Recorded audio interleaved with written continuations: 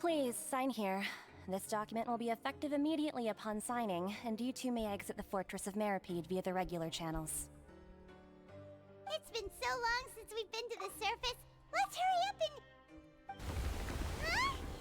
Huh? What's happening? I'm fine, thanks. But I wonder what that tremor was just now. Let's go ask the Duke.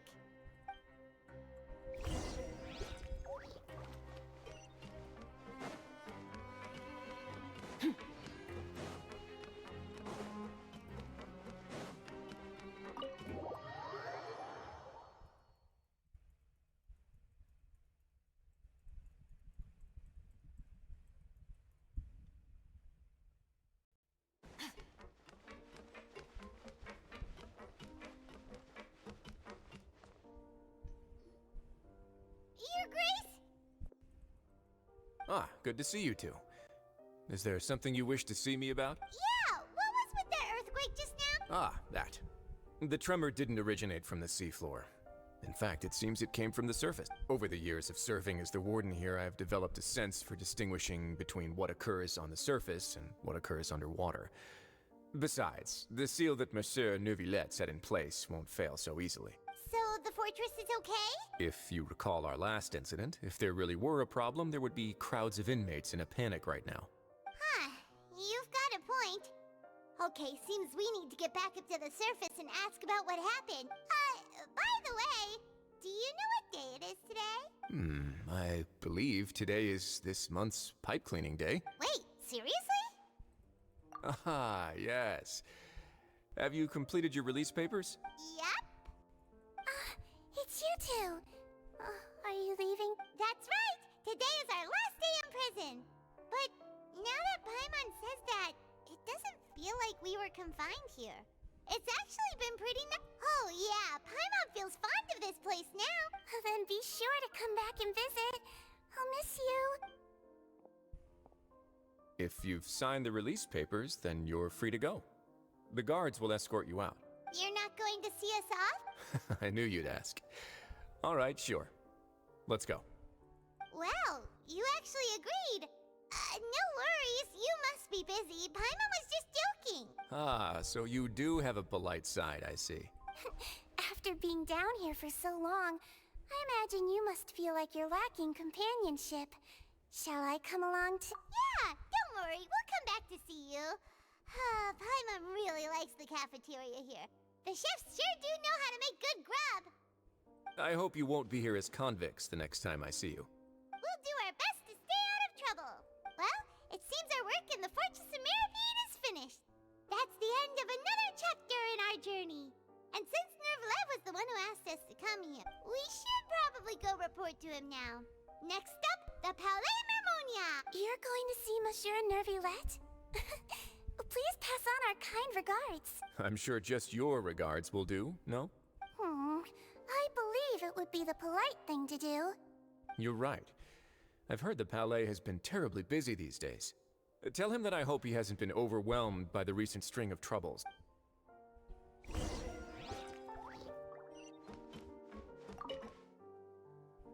If you're concerned about things at the Palais, why don't you take some time to go up and check things out? I believe you should still have some vacation time to spend. Thank you for being so understanding. It means a lot. It's been some time since I've gone to the surface. I must say that I've started to miss it a little.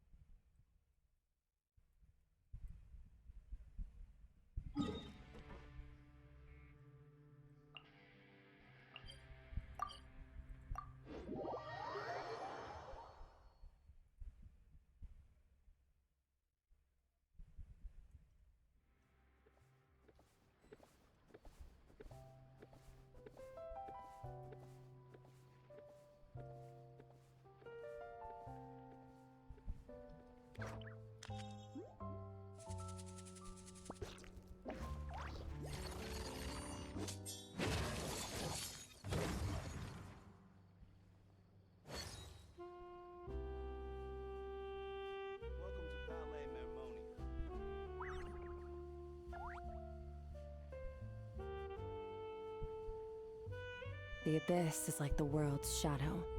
It's always there, and it will never perish. I hope the weather's nice like this tomorrow as well.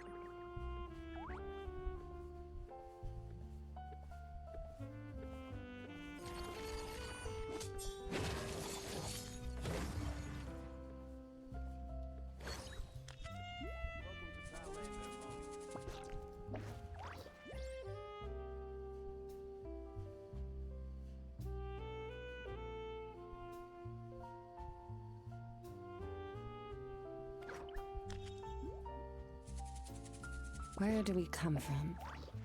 And where are we going?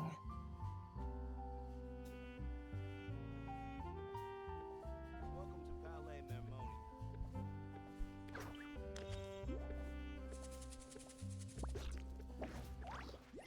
I hope the weather's nice like this tomorrow as well.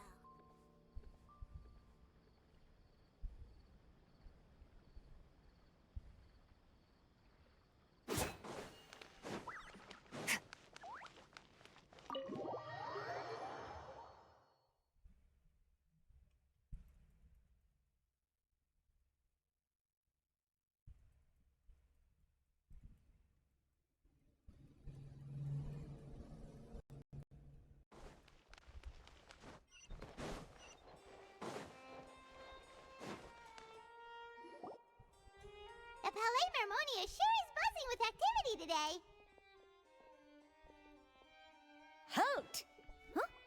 Oh, it's you two. Apologies. Monsieur Neuvillette did say you'd be welcome at any time. Excuse me, would you mind helping me take a look at this report? I'll be right there.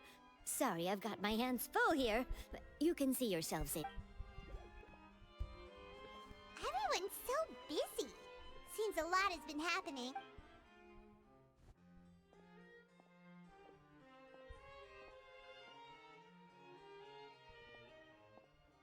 Neuvillette! Hello. You've come at the right time, but you'll have to wait for just a moment, as there are some urgent matters. In the meantime, please, have a seat. If you'd like to have something to drink, let the Melusine outside. That's all right. We just ate. Very well, then. Let's take a break over there while we wait for him to finish his work.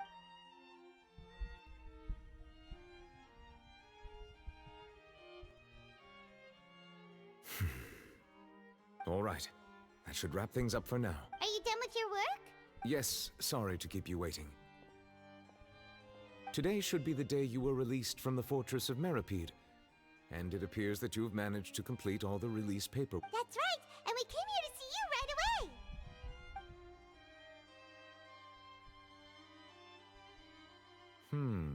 A massive whale. Do you have any idea what that might be? Judging from your description, that cannot have occurred in any ordinary waters, but rather something like the primordial sea.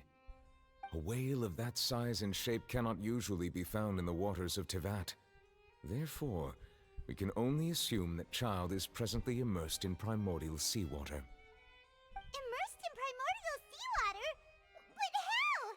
And is he okay?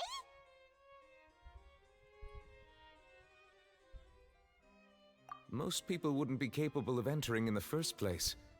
I'm not completely sure how he could have gotten there myself. Yes? What is it? Ah, right! Paimon felt it too! We asked the Duke and he said it wasn't from underwater, so we figured you might know something about it. It turns out that I have just received a report about this particular matter. In fact, that's exactly what I was busy with a moment ago. The source of the tremor was here on the surface near Poisson.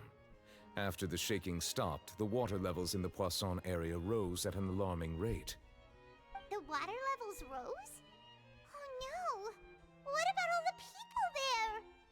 Fortunately, the water levels only rose for a short period of time and have already returned to normal now. However, I still have a bad feeling about the whole phenomenon. If the change in water levels is connected with the leaking primordial seawater, then the situation in Poisson may be much worse than it appears. Navia should be in Poisson, right? We need to go check on her! I would also like to go there as soon as possible, but I'm afraid I can't leave just yet.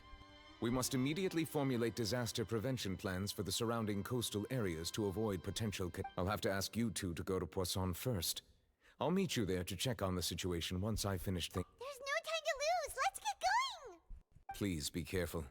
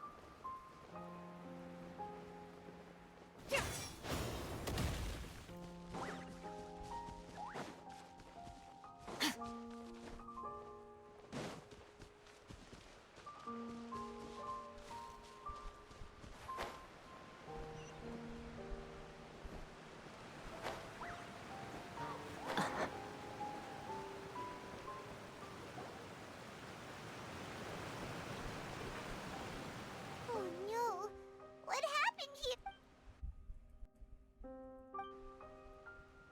Navia should be around here, right? We need to make sure she's still... Jaima means we need to check on her.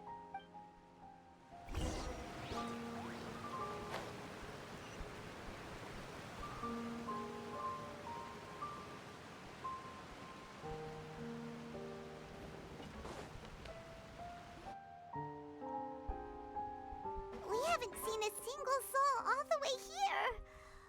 Oh, this is getting scary. What will I ever do now? Look, there's someone on the roof of... Just stay put. We're coming up. Watch your balance. All right, just hurry.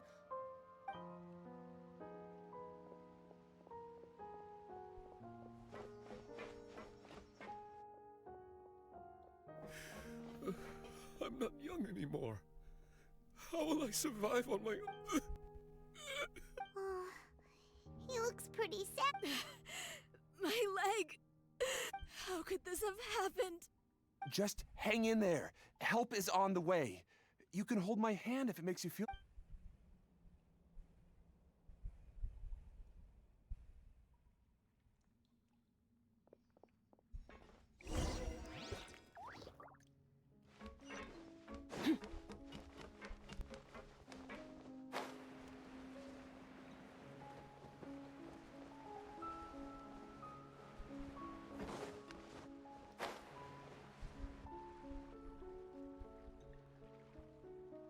Oh, it's Navia. She's over there. Hey, Navia, are you okay?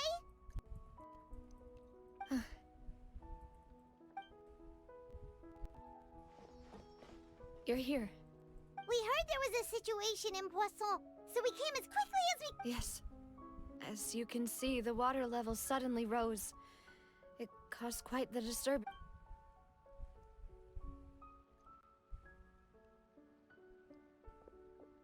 Demoiselle! There was a wounded resident next to a building southeast of here. We've already transported him to safety, but we've run out of medical supplies. He's wounded? How badly? He fell, so it's probably a broken leg. He's pretty shaken up. When the water level rose, he desperately climbed up to the roof. Once the water receded and he saw the ground, he became terrified and eventually... He jumped down then. Find the leader of Squad 1 and tell him to take the wounded resident to see a doctor. He should know where to go. Understood. I'll take over his search and rescue mission in the meantime. All right. You'll be in charge. I'm sorry. Where were we? The situation in Poisson? Ah, right. Allow me to explain. A little earlier, we suddenly heard a loud noise. At first, everyone thought that something might have exploded on an aquabus. But before we knew it, water started... The rushing water seemed a little odd, almost like the unique color of primordial seawater. Some people didn't realize the danger and thought it was just ordinary water, leaking from somewhere. Everyone on the street who happened to be close to the water didn't have a chance to escape. As the water levels rose, they suddenly disappeared. They were all those who realized what was happening started to flee in a panic, desperately trying to get to higher ground. Many were injured in the stampede, and some people fell from significant heights. The Spina di Rosula initiated rescue operations as quickly as possible, but there have been a lot of casualties. Fortunately, the water began to recede after some time, and the chaos came to an end. The water that flooded the area contained primordial seawater, so the lower levels of Poisson are still hazardous. To ensure everyone's safety, I've asked the people there to leave as soon as possible. No one knows if this could happen again. All we can do for now is try our best to help evacuate the residents. We still haven't completed the head count, but we'll have some numbers soon. How awful. And all of this just came out of nowhere. It was quite frightening indeed. I only wish that everything that just happened was a bad dream. Is there any way we can help, Navia? Thank you for being so willing to help in a moment of crisis like this. You don't know how much it means to me.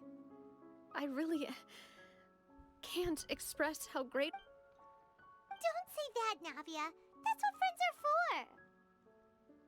for. Demoiselle! We've got a situation here! I'll be right there. Sorry, I need to go for now.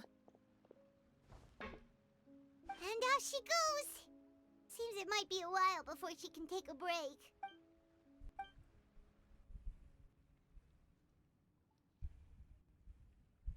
Okay, the wounded are being tended to, and we finished a preliminary head count. More support has just arrived, so I suppose I finally have a moment to focus on my own matters. Of course, we should remain ready for anything, and continue doing our best to rescue others. I'll be sure to have everyone at the Spina di Rosula ready to render... Traveler, Paimon, would you two accompany me to my father's grave for a moment? Huh? Right now? Thank you.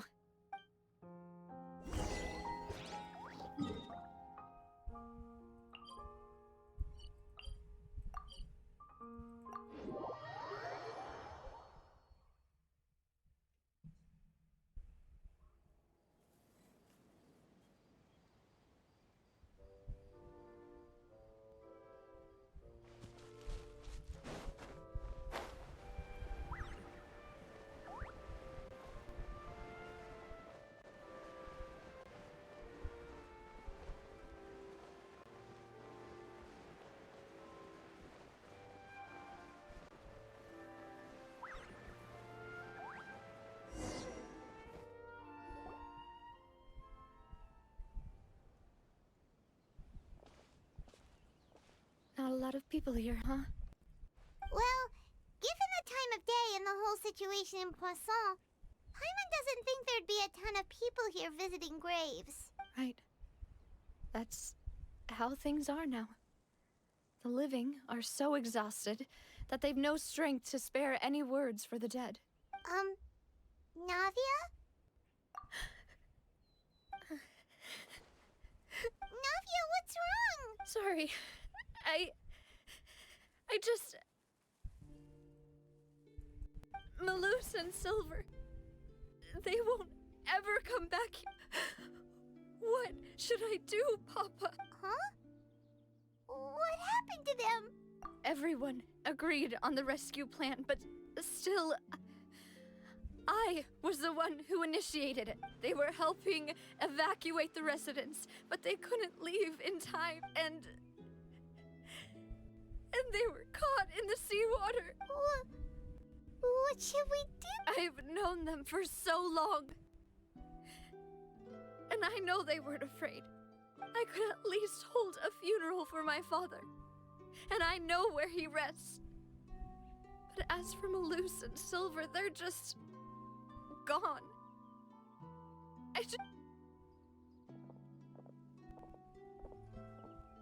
Everything looks so clean after it rains. even the gravestones. I didn't expect that you'd enjoy a glass of red wine in front of Master Callus's grave. I can understand.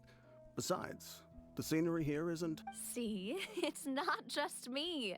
I always want to bring something when I visit Papa.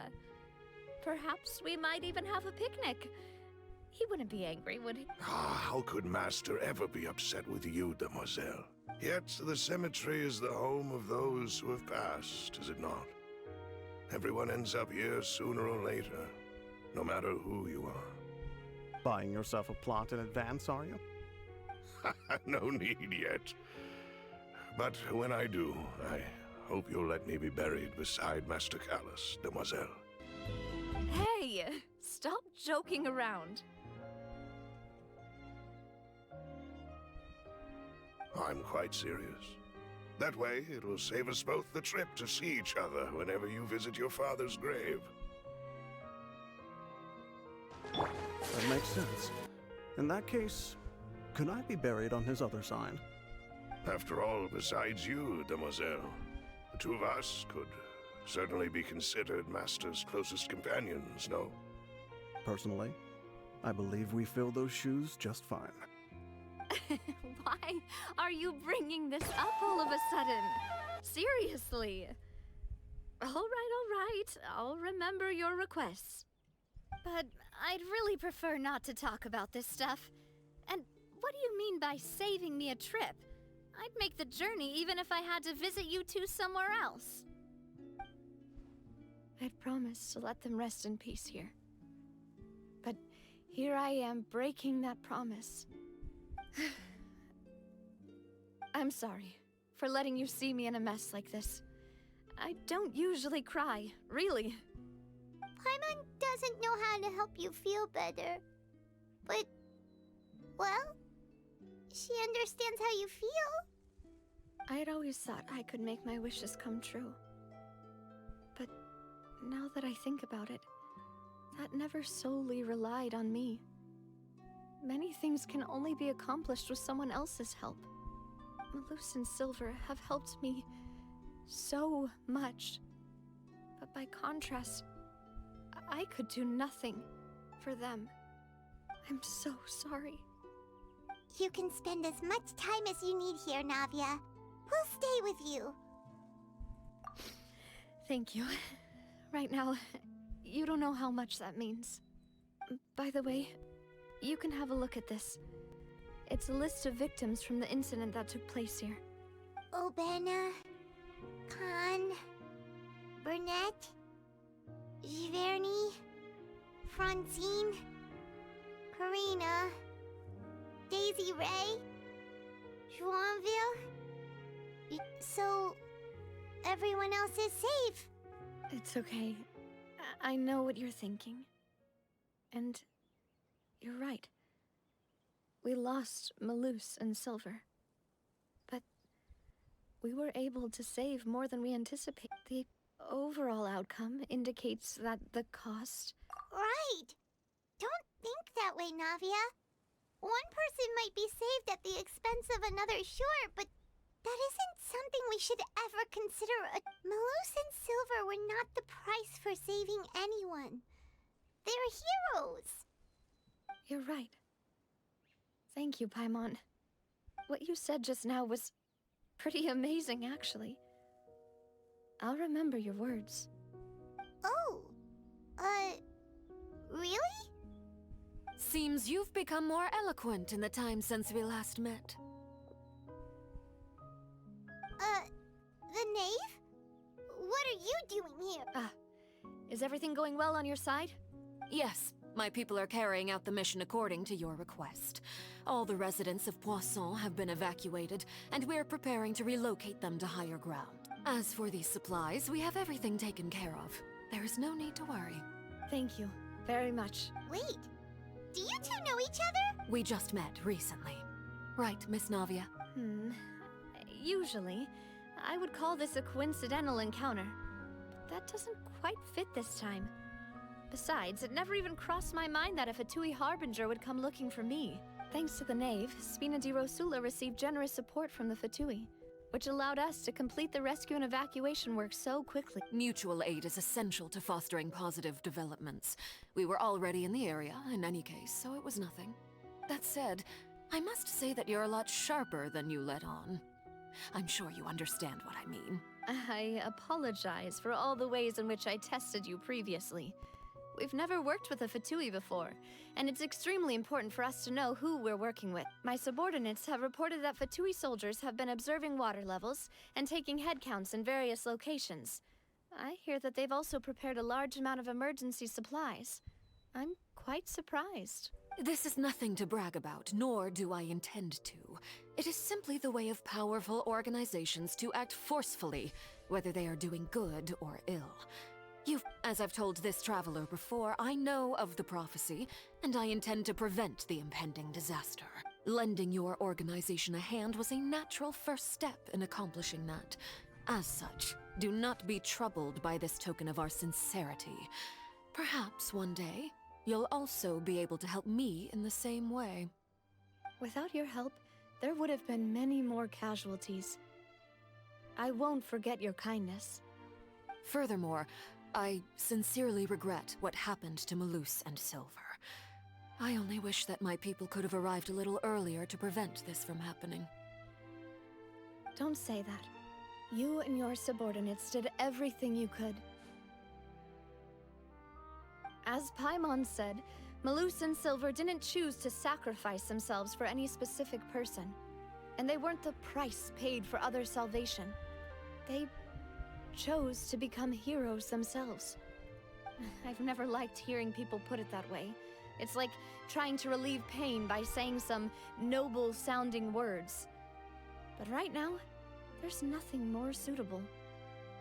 They really did become heroes. You're right. I'm sorry for your loss, Miss Navia. Water is life to Fontaine's people, and it also spells disaster. It's no wonder that people always say that prophecies represent fate. Fortunately, I've never been one for such opinions. So, you're one who will try to change fate? Of course. That is why I'm going to Hotel Bouffe de Thé. I still have some things to take care of, and the children need my attention. By the way, Traveler, Paimon, one more thing. Alright, then we'll just... Huh? This isn't right. Paimon thought you would ask us to walk with you for a moment so you could tell us something in private. That is a clever and useful conversation technique, which I do like to use when necessary. But there's no need today. It would not hurt to have Miss Navia listening in. Traveler, I'm sure you remember that I said we could work together when we had the chance. You and I both know that there may be issues with the Primordial Sea. Previously, it was the Fortress of Meripede's sluice gate, and this time it was the water levels in Poisson. These are both signals. Indeed. Allow me to share the latest intel I've received from the House of the Hearth's intelligence network with you. During some recent investigations, a child claimed to have discovered some ruins near Poisson. The ruins date back to ancient times, and seem to be worth investigating in many ways. Judging by the dating of the ruins, they may be related to the prophecy and the coming crisis. The situation is becoming more urgent, so any pertinent information will prove extremely precious. My people initially came to prepare for ruin exploration. Unexpectedly, this disaster struck, and at present, we're all busy prioritizing the rescue effort. So that's why the Fatui were already in Poisson. I wanted to take the children along, but unfortunately, Linny, Lynette, and Fremine have all been dispatched to higher ground to assist affected residents. Linny told me that outside of the house, the person they trust most is you, which is why I want to give you this task. The House of the Hearth's members see each other as family, but Linny, Lynette, and Fremine said that they also see you as such, even though you are not from the house. I'm sure you already understand how earnest they consider their friendship with you to be.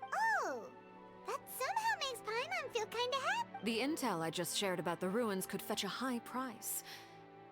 But since the children consider you family, it's only natural that I freely share it with you. Got it! So all we gotta to some ruins, right? We can handle that. Excuse me, but may I tag along? You wish to join, Miss Navia? But are you sure you're up to exploring some ruins? You need to rest. Well, I'm sad, yes. But I can't just go back and plop myself into a chair by the roadside and do nothing. There's no point in being depressed while we still have a disaster on our hands. As my father's successor, I must live up to the hopes he had in me. Besides, I'm also doing this for myself. I need something, a distraction, to keep my mind off Malus and Silver. Since you put it that way, I have no objections. What do you say, Trap? All right. The ruins are to the south of Poisson. Okay, the three of us will handle it. Come on, let's pack up.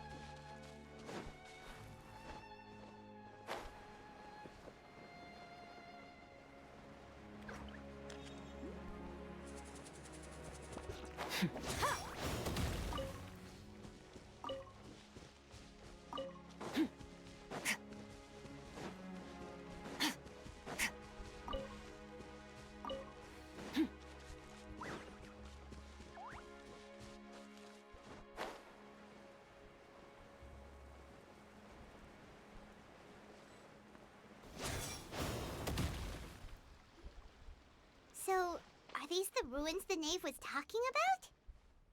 Whoa, talk about old. They seem to be pretty ancient, all right. Let's go in and have a look. Just be careful.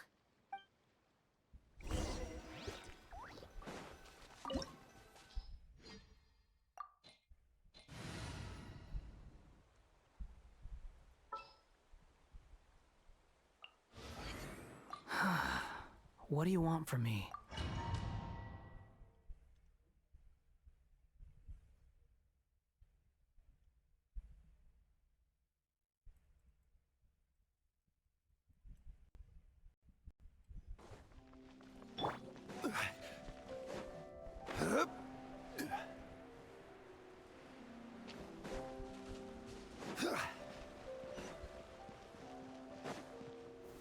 Gather!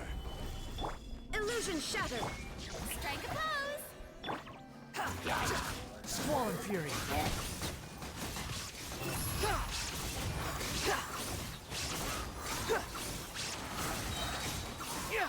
You dare to gaze upon me? Order guide you. Inazuma shines eternal! Nada Kundala.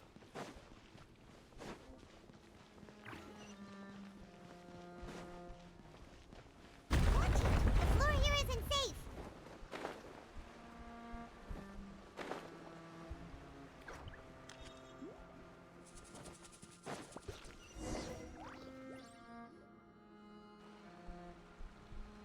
This place has also been contaminated by primordial seawater. Yeah. And a lot of it, too.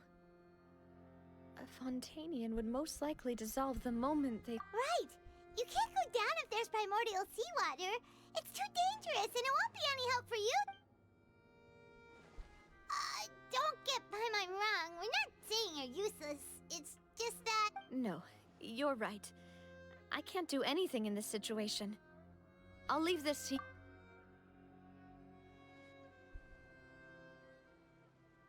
That complicates things. Maybe the only way left is for... In that case, do you want to wait for us here? The water levels here are unstable, and there's a chance the water will rise. So, staying here wouldn't be safe. I'll go together with you. Perhaps we'll find the exit just... All right.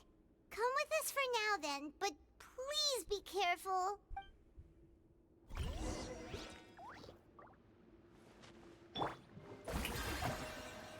Oh no, it's a dead end! Let's try climbing over from the side.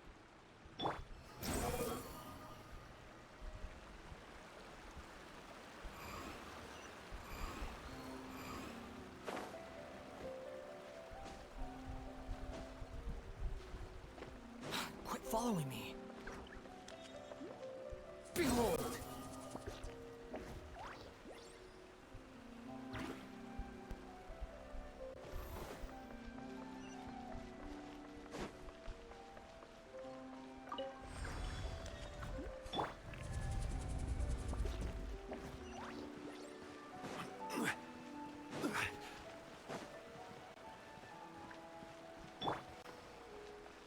The wind rises. Wait, there's something wrong with this bridge! Run for it!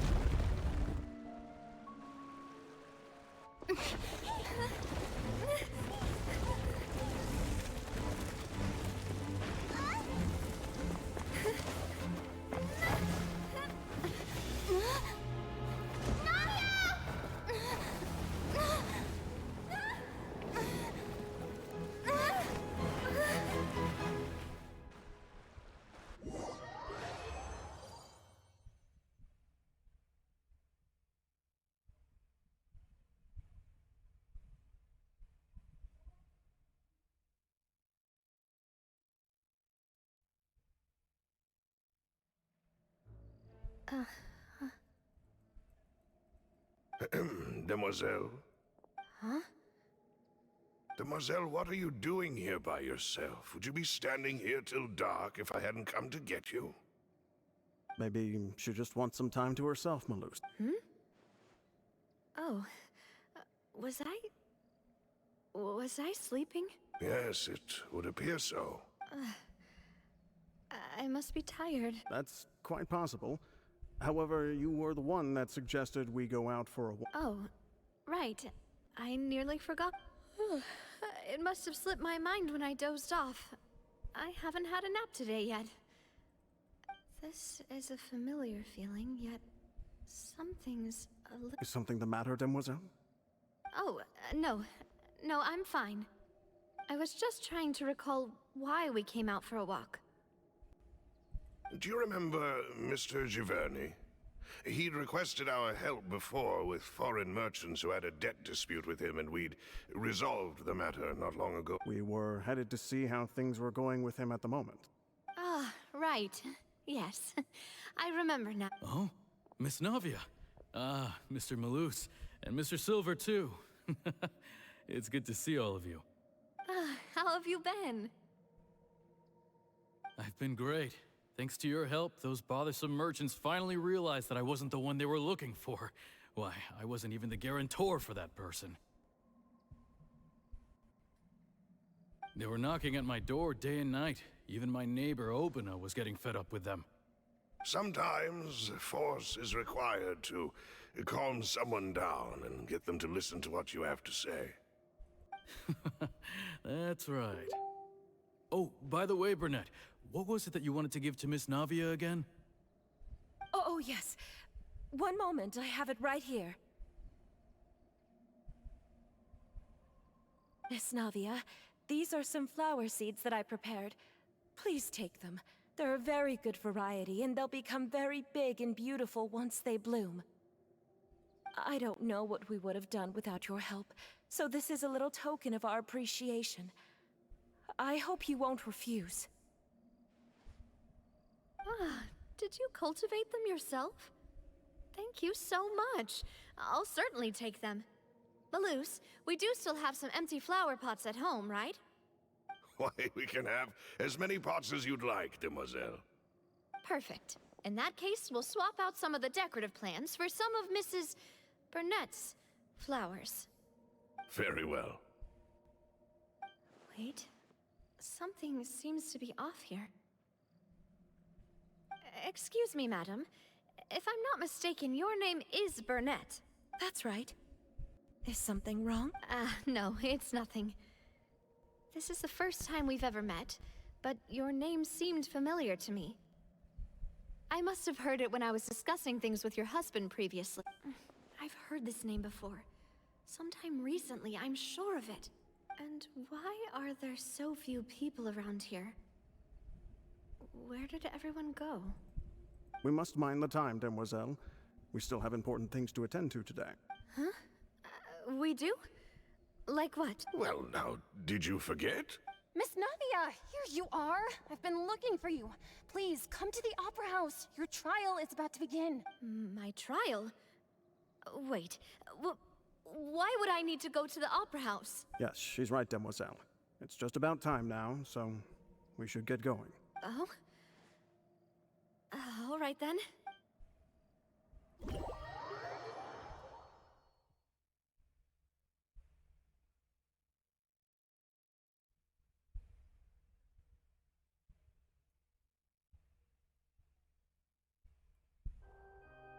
Look, it's Navia! She's here! And her 2 attendants are with her.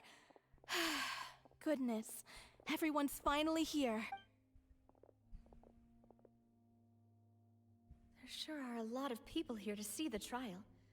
And they all seem to be oddly excited about something.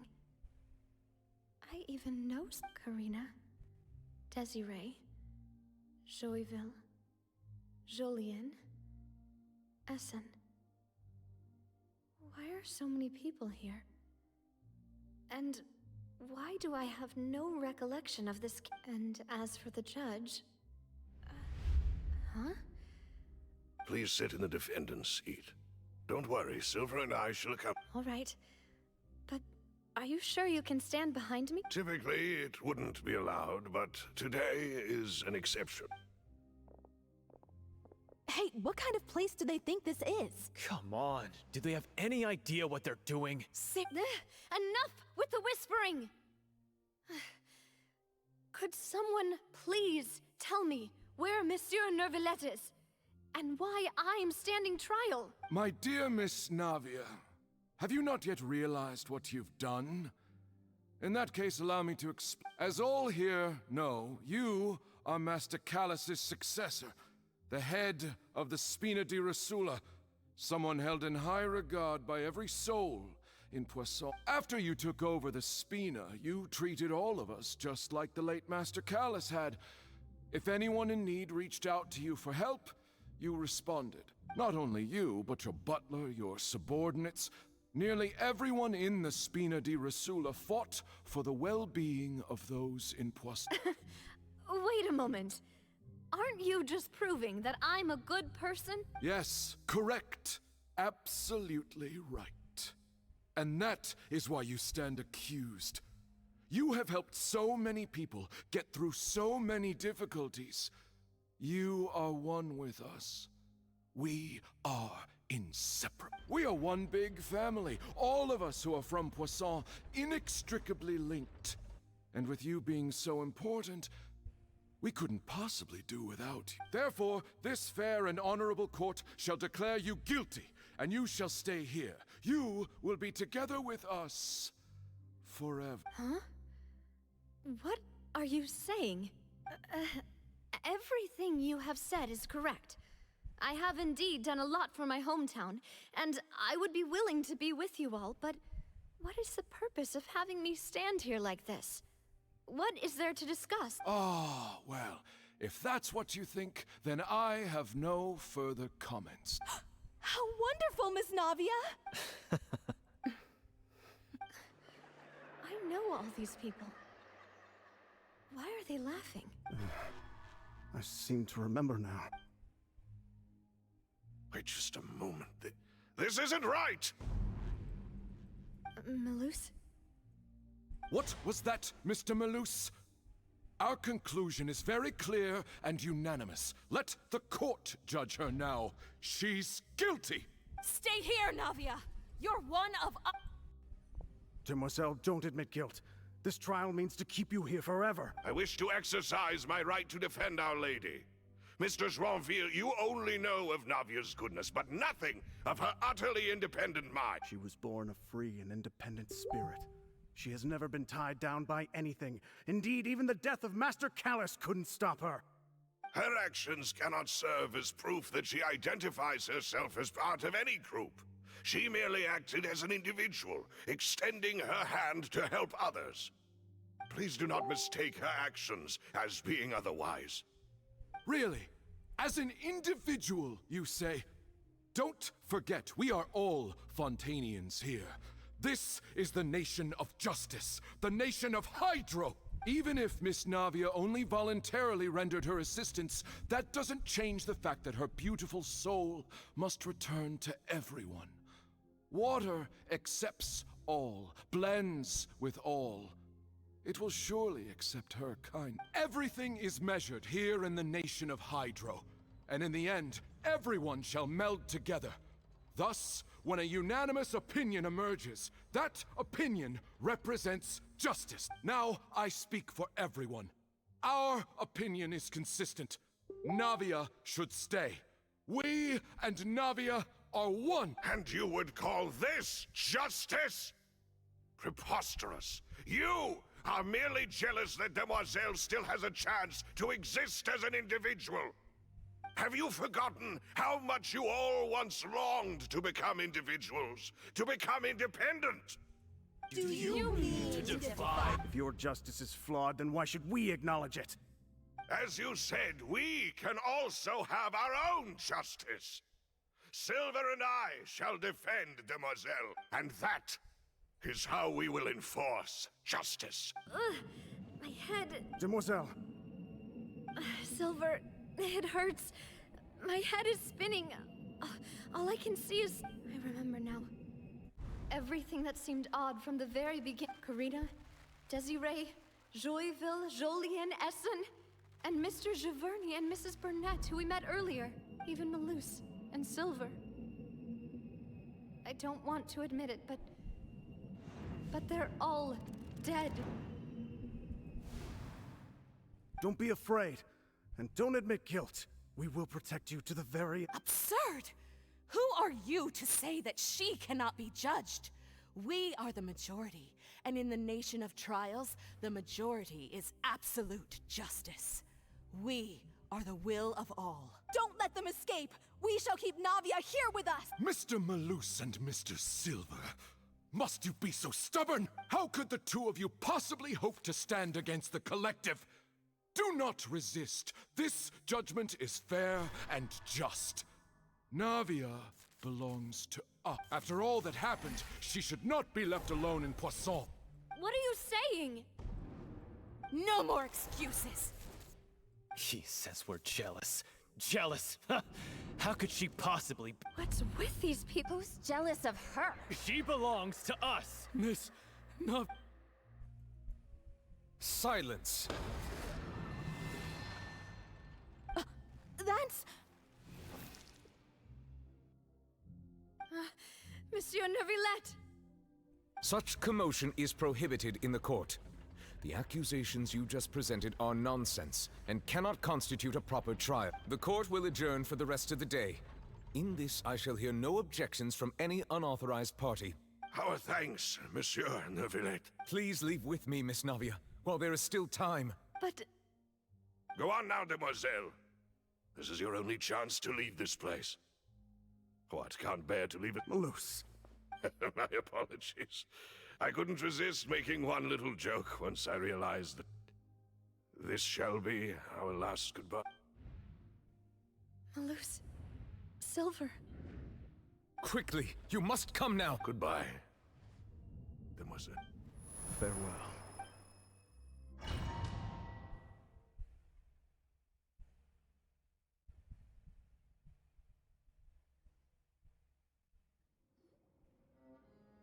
No, wait! Just a second!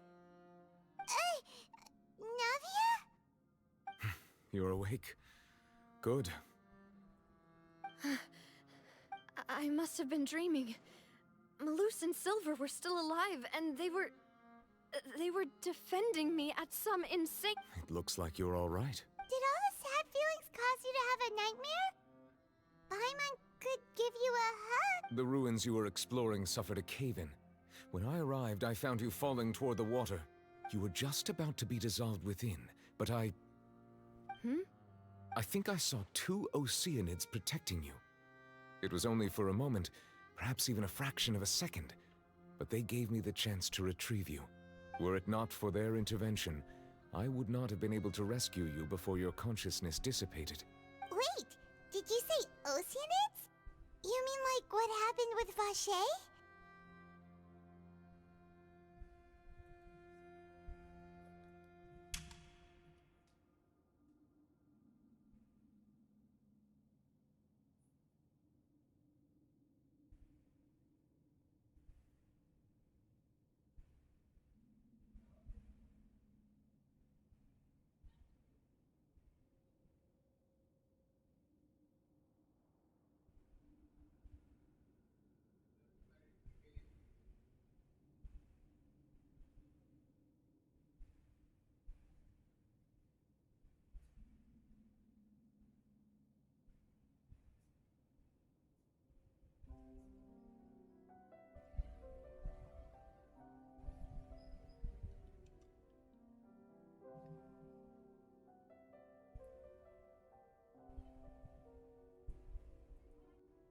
Perhaps those 2 Oceanids were the people you saw in your dream.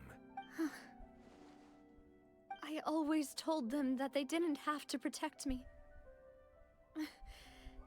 To think that they'd keep doing so even after death. Please come with me.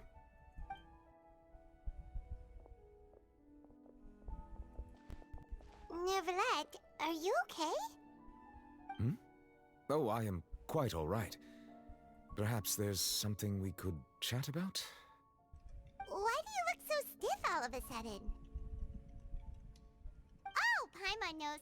You're the type who feels awkward when there's nothing to talk about, right? I merely thought that we should give Navia some time to herself. Huh? Why didn't you just say so then? Don't you think it's even more awkward to call us over like this and then have nothing to talk about?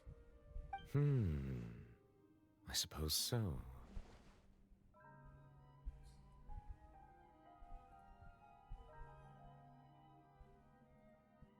Ah, Sigewinne. I hope all is well with her these days. Her work in the Fortress of Meropide has not been too much for her, has it? No way! Don't worry. She's doing fine down there. She's an amazing head nurse. I see. Well, that is good. I have always worried that Sigewinne would need a lot of time to understand the world of humanity, just as I have. Oh, and the Duke also says hi! Even though Sigewinne made him do that. He hopes that you haven't been overwhelmed by all that's happened lately. Thank you.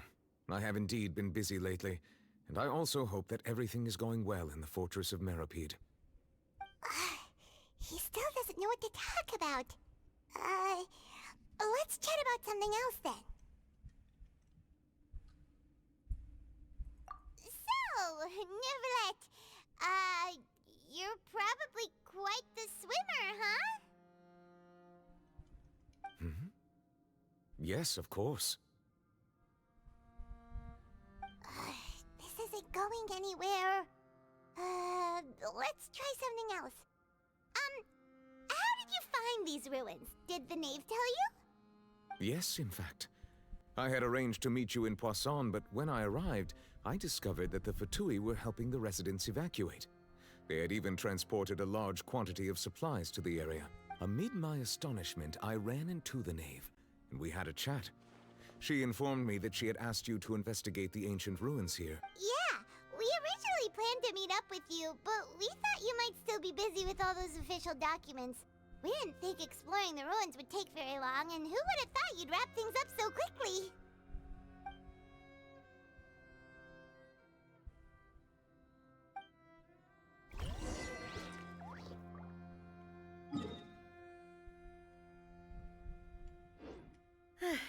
I'm sorry to have kept you all waiting like that. I'm feeling much better now. I guess we should get going again. Will you come with us, Monsieur Neuvillette? Yes, if you wouldn't mind my company. All right! Another one joins the party! Let's get going then!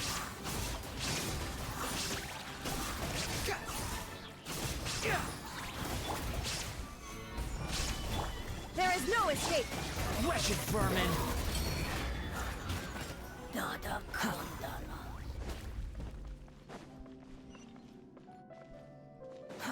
Too slow.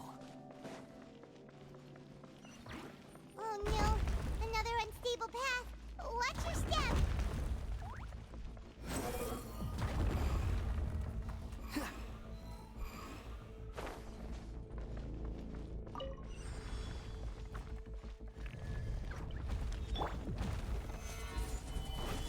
Illusion shattered! Shower me with praise! Watch out! They're about falling over here!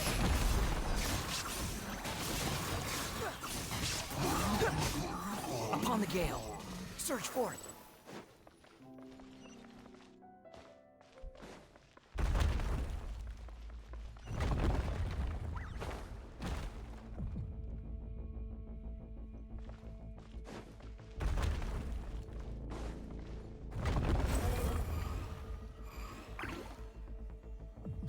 Seems we're almost at the top. Keep it up!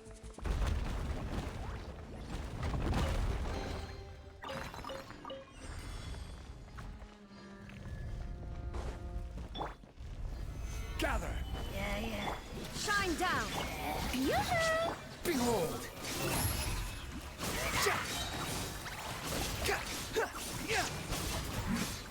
Know your place! This is order! Solidify! Now you shall perish! Let the world collide! The wind rises.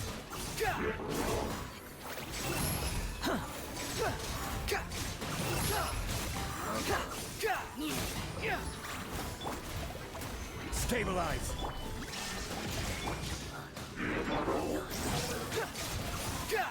Upon the gale.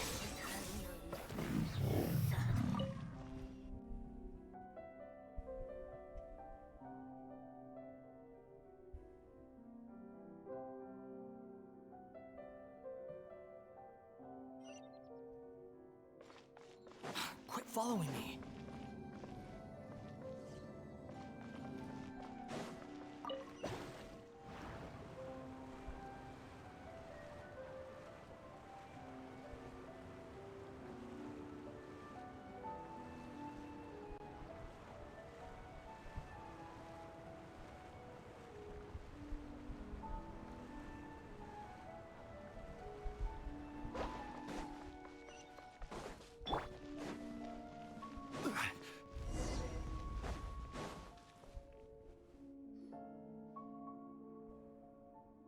Looks like we've reached the end. This is the place. There should not be any other hidden spaces in the vicinity. The path sure had some twists and turns, but it turns out that this place isn't actually that big.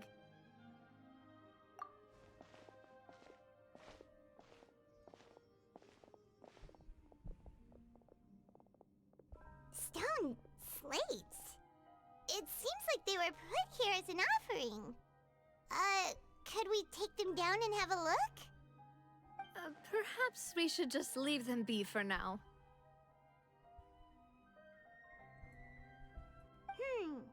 There are 4 locations in total, but only 3 stone slates.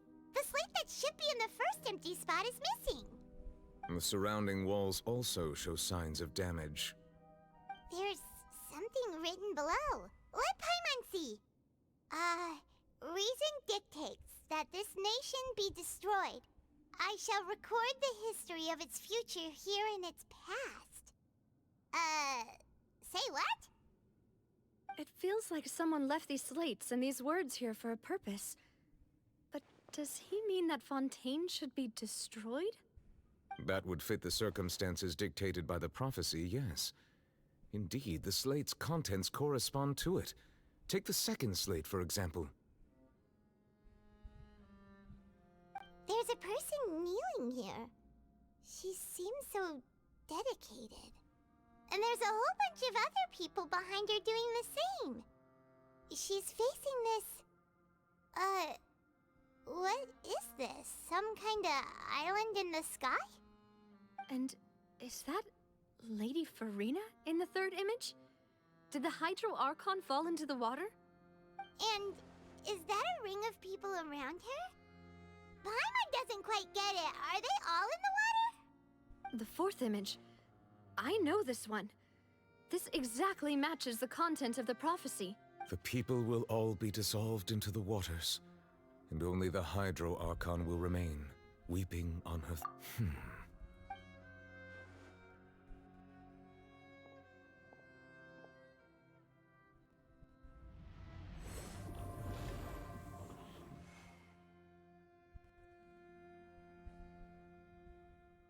More information should be hidden in these slates, but I fear I cannot easily uncover it, most likely due to us missing the first slate. I am very sorry. Don't blame yourself, Monsieur Neuvillette. Deciphering ancient stone slates isn't one of your duties. Ooh, Paimon's getting the chills just looking at these slates. This says that it's the history of the future, right? That means the prophecy's sure to come true. I really hope it doesn't mean that. Still, Paimon feels like these images are kind of weird when you look at them together.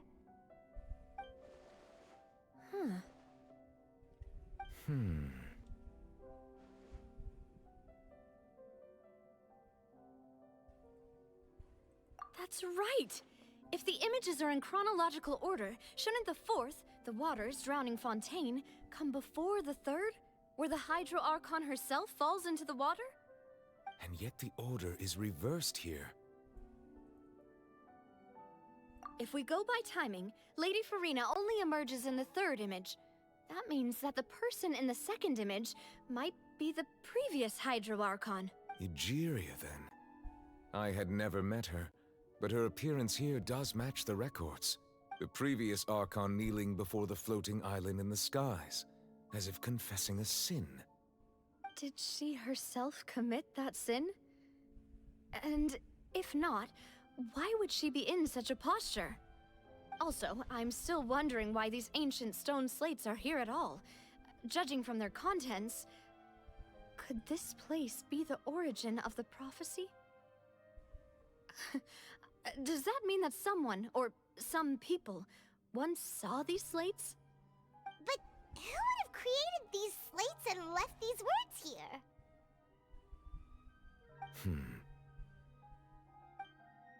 It seems that any further clues will have to come from Farina. In that case, there's no time to lose. There's nothing else to be gained here, so let's head back first. Yeah, we better get somewhere safe for now.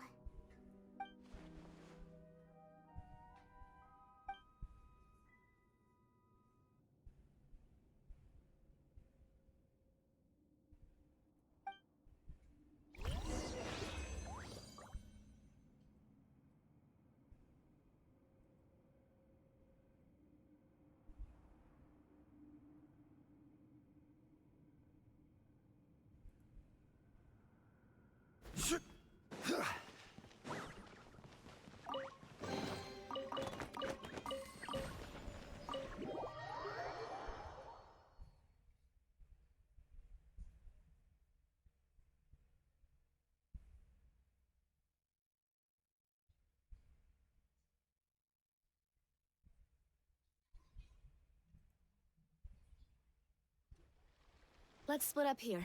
I'm going to check on what's happening with the Spina. You know how it is. There's some things you just need to be there for yourself. You still have energy for that, Navia? Paimon's already Just head back to the Fleuve Cendre and have a rest then. Thanks for keeping me company all this time. I'll depart as well. Thanks for your hard work today. Rest well, everyone. Traveler, I will go talk to Farina tomorrow morning to ask about the stone slates. I'm sure that you're concerned about this matter as well. If you have time, drop by my office.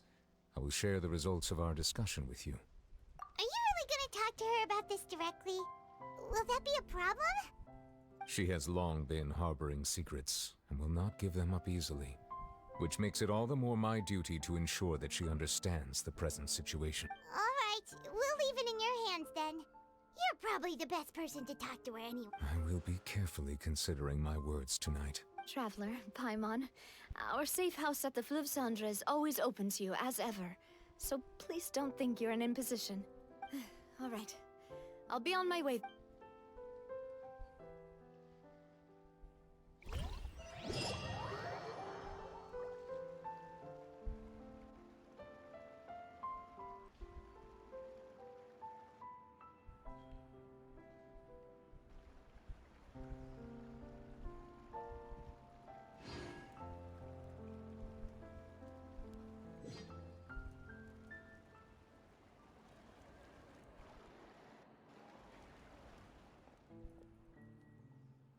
Welcome back.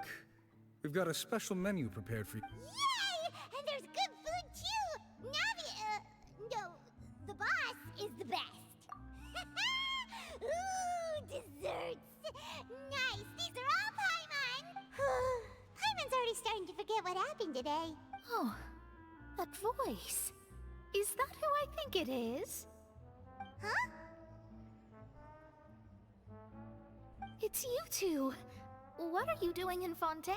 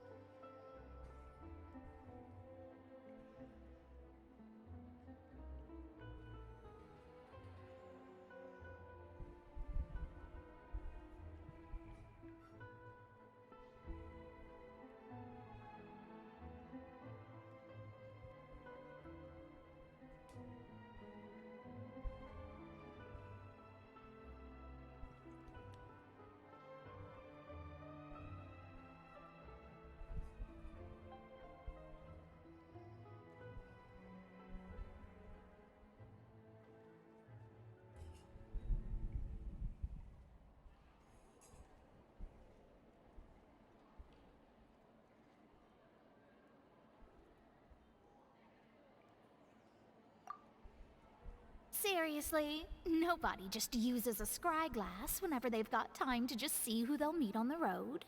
Still, we didn't expect to see you here. Wait, you're not a Fontainian, are you, Mona? Well, I have some business to attend to here, so I booked a hotel in the city. I was just out for a stroll when I bumped into you. Quite unexpectedly. Why did you think I was from Fontaine, though? Is that because Magistus doesn't sound much like a Mondstadter surname? Yeah, let's go with that. Well, I used to have my own surname, which was, well, some other thing. Either way, the old hag told me when she took me as her disciple that the first step to being a great astrologist's pupil was to change that name. There was nothing for it, really. She really is amazing at astrology, so I changed my name to what it is now according to her wishes. To my surprise, however, Magistus is not the name of some ancient house or clan. It is... Nope. Although it is used by us in place of surnames, it generally just means great. Wow! Imagine including a boast in your name. Wait, are you gonna have to put that into your genealogy as well? I reckon so. In any case, I'd give my disciple a name like this as well, if I were to take one. Astromancer Barbeloth Trismegistus. Whoa, that's a long one. Does it also mean great or something? My name means Mona the Great Astrologist. As for the old hag, hers is, in plain speech, the thrice as great Scholar of the Stars. Just take it as a title specific to astrologists. Thrice as great? That's so... petty. I know, right? That's just how she is. She used to call herself Magistus, actually, but when she took me in, she changed her name to Trismegistus. Talk about excessive. Magistus is thus the calling card of our school, so to speak, which makes it about the same as a surname. It's all right if you don't get it. You can look into it further should you need to study astrology more deeply. That sounds terrible!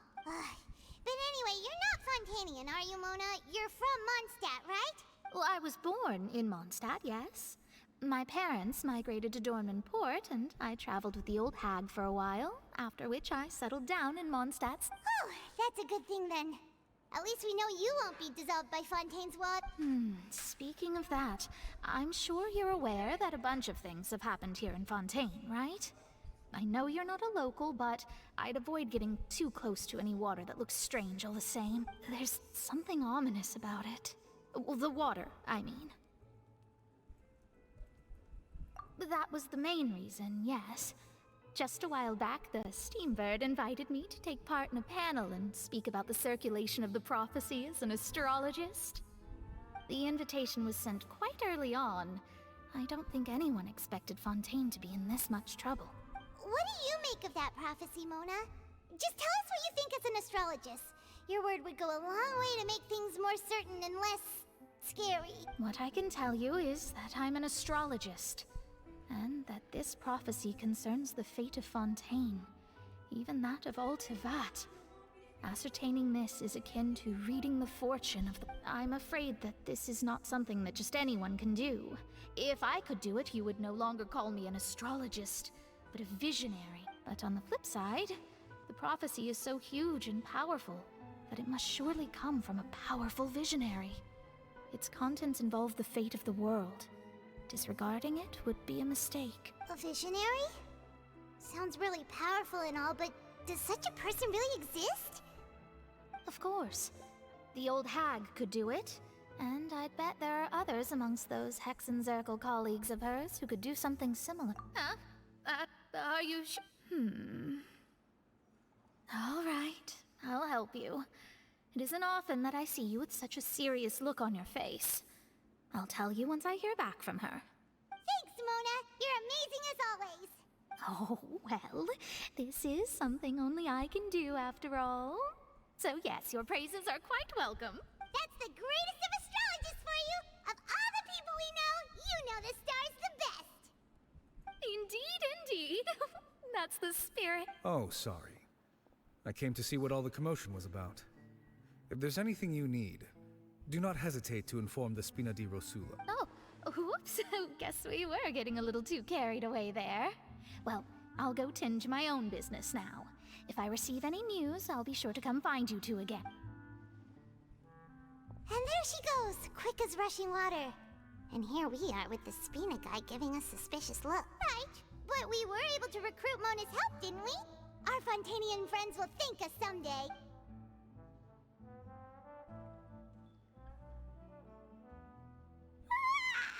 Good morning. To be honest, Paimon's still feeling kind of sleepy. But it's time to get up, Traveler. We agreed to go see Neuvillette, so let's pack it up and get going.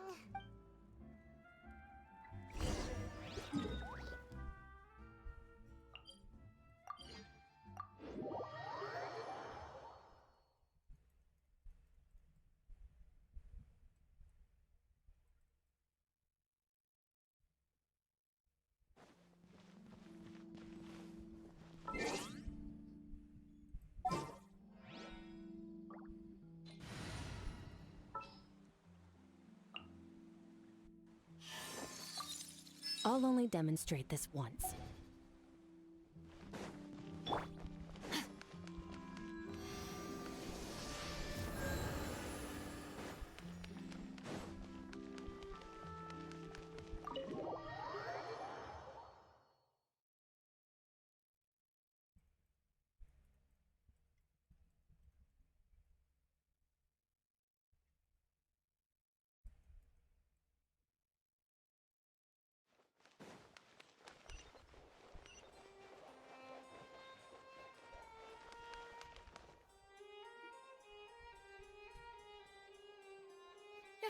You're here! Finally! Is something wrong? Monsieur Neuvillette and Lady Farina, they seem to have gotten into a dispute. Please go see for yourself.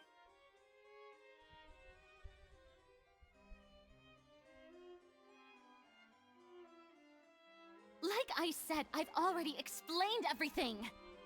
And yet the problem has not been properly solved. There is little space for excuses between us. It is not my intention to offend you, but please, tell me where you stand. You are the Hydro Archon Focalor. Look at this. This is a list of the victims from the recent Poisson incident. You mean... they're all... We did not arrive in time to avert this disaster, and I will not have it happen again. I will say this once more. You must tell me everything you know. Yesterday, I found 3 stone slates in some ancient ruins near Poisson. Do you know anything about those? Seriously?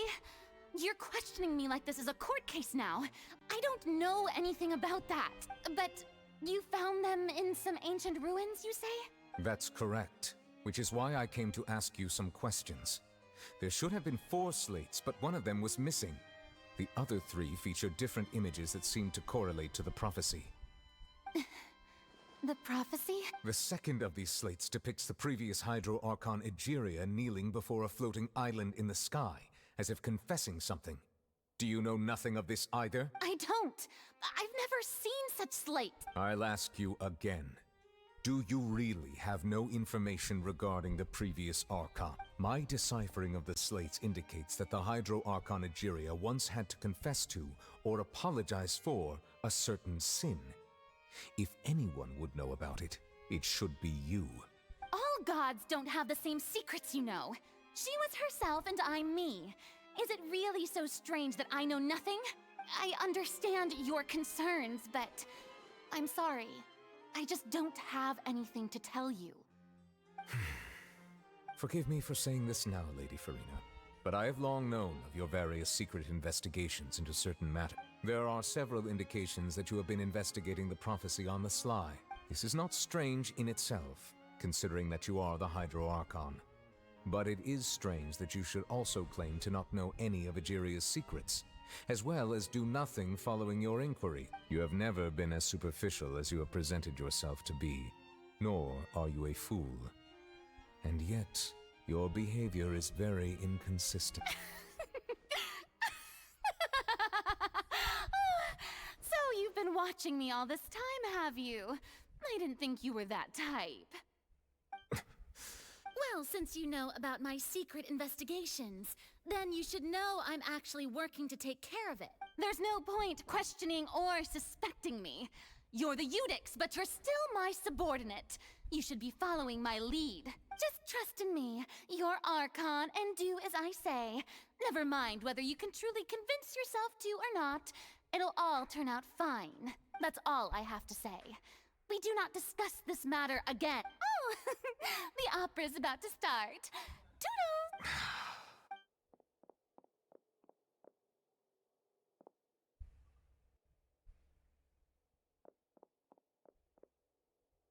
Did Farina not notice us standing by the door? Wonder what's up with her. She was smiling. Huh. She didn't seem in the mood to care if we were listening in or not. I assume you've been outside for a while now? Oh! You noticed! Seems Farina didn't even realize we were here. She was in a great panic, though I cannot discern the reason. Our discussion reached impasses time and again, a state of affairs that we cannot allow to continue. Still, I do not understand. Dialogue is the basis for understanding, so why did she keep refusing to engage? Everyone in her inner circle has noticed that she is hiding some secret. The issue is her attitude. I fear that she will not reveal anything unless absolutely forced. We may have to create a situation in which she will have no choice but to speak. Oh? Normally, people will only reveal the truth when standing trial. Perhaps we must have the Hydro Archon experience just such. But Farina's seen so many trials, and she's really good at dodging questions. How do we make sure that she won't just slip away at the first chance she gets? We will need to consider this thoroughly, join forces with various parties, and then do what we can. If at all possible, I would prefer to recuse myself from this affair, but we must prevent the prophecy from coming to pass. This may be cruel to her, but all Fontaine is in crisis.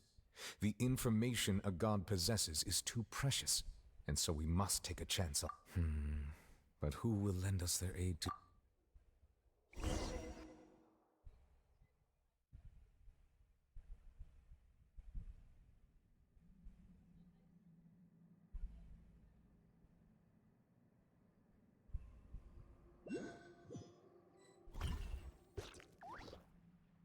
Well, that's everyone, huh?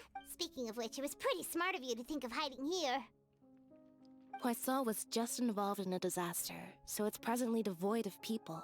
That naturally makes it the best. And here you are drinking tea like it's the most natural thing in the world. That's what family should do. Sit and enjoy a leisurely time to... It's nice to enjoy tea here, you know? Care for a cup? Lend me your ears, everyone. Or perhaps one of you might like to start us off. How about you, friend? Me? No. Then, how about you, I fear that I will cause the mood on this boat to become as somber as it is in court. Well then, I guess we're lucky we've got a local like me to organize things. Wonderful, the spotlight at last. I guess I'll be facilitating things from here. That was a little long-winded, don't you think?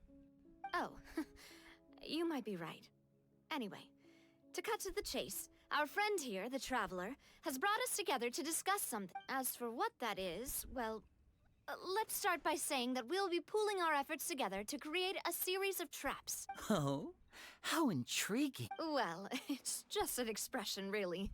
One that I just learned from Chlorand, and used on the spot.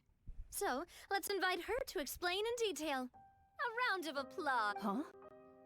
Didn't you say that you would be facilitating this? Oh, come now. Your work doesn't involve much public speaking, right? This is a good chance to practice. You might even pick up some fancy oratory tricks to impress your boss with in the future. I see. And what does my boss say? He is glad that you consider him your boss. Do go on.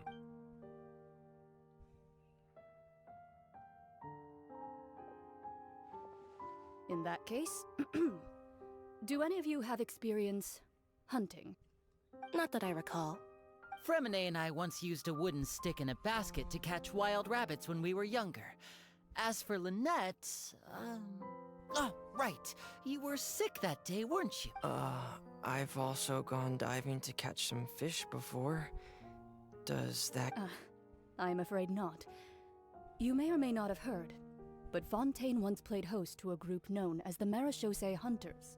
Though that was their name, they did not hunt animals, but rather various monsters left behind by the ancient dynasty of King Remus. Today, Fontaine's monster population has already thinned greatly, so the hunters have blended back into society, taking up arms in other lines of work. They even left a unique methodology of hunting in their wake. A trap comprises of the following components: bait, a trigger, and a containment device. Sometimes a lethal implement will also be necessary to deal with the prey. So, if we were to build a trap together, right now, what would you choose to build it with? For me, I would prefer something basket-shaped.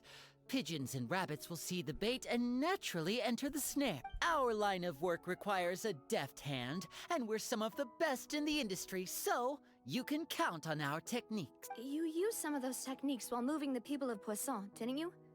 My subordinates mentioned that you even performed some magic for the bawling children. Yes, and I even managed to gather some intelligence in the meantime. I'm quite the multitasker, if I do say so myself. I'm afraid I can't claim that as my strong suit. I prefer more stable methods, like placing bait in the water and waiting for the fish to come within reach. That's the kind of method I would count on. Calm and steady.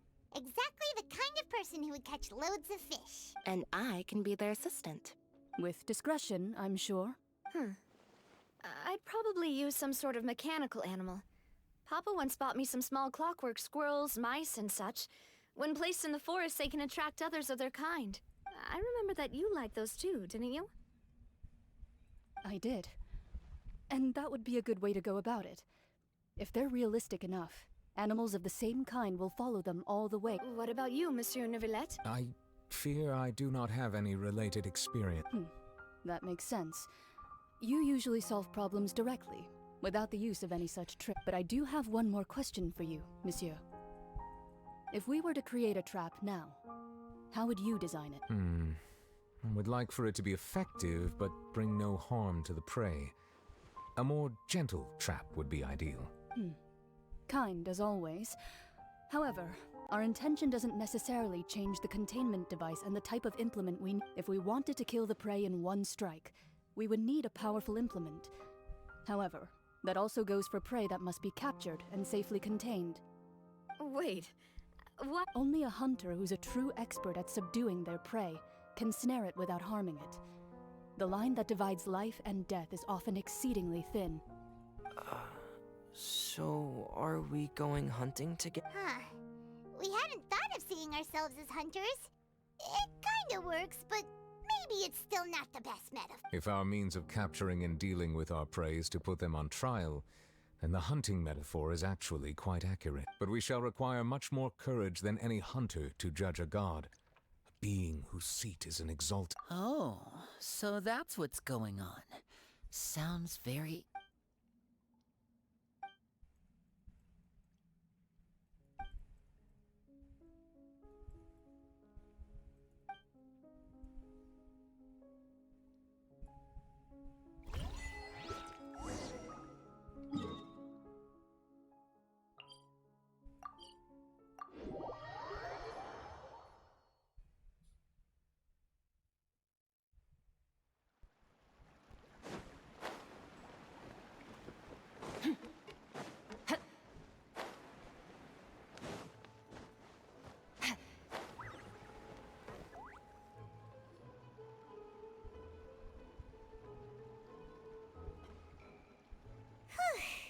It's been a tough few days, hasn't it?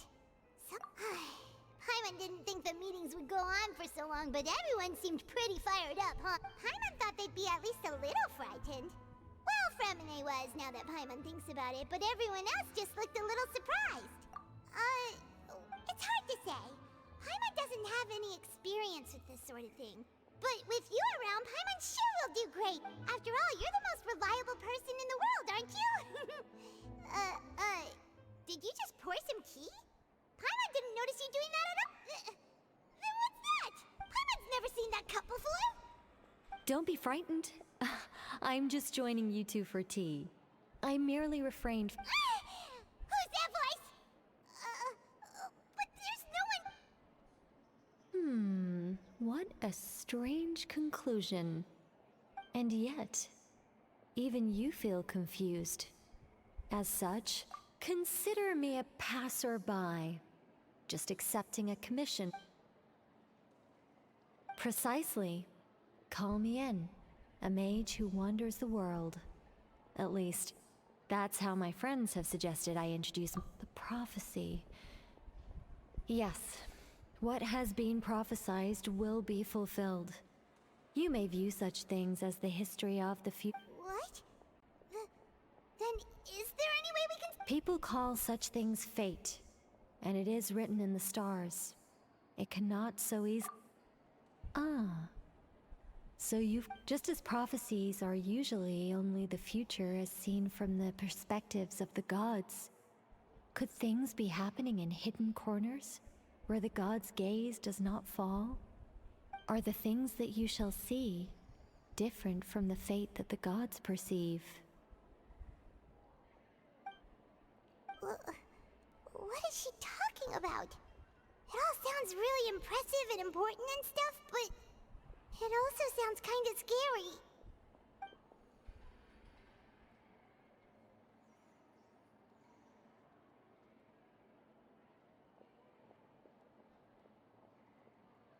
I believe that you understand, right? Some things are insignificant, but others, you must reach out to change. Ultimately, fate shall serve as your only guide, no matter what will happen in Tevat's future. This was good tea, by the way. Thank you for your hospitality. Well, that'll be all for today. The voice. It's gone.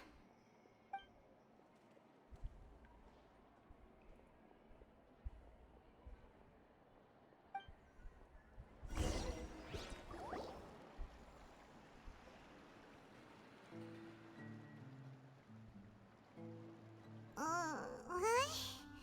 I want to hear someone talking. All right, coming.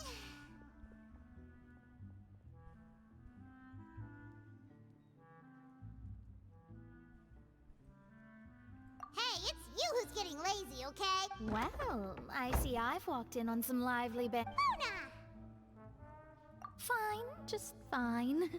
I went to take part in that Steambird panel. It turned out to be more interesting than I expected. Not all Fontainians are pessimistic about this. One journalist mentioned that sitting around and waiting for the end to come would be wrong, and that they should make their own rescue preparations. I agreed, so we had a brief chat with her. Did she have pink hair by any chance? Why, yes! It was Charlotte. You remember her, right? That daredevil journalist? I'm in full support of her view. Prophecies are very important, but...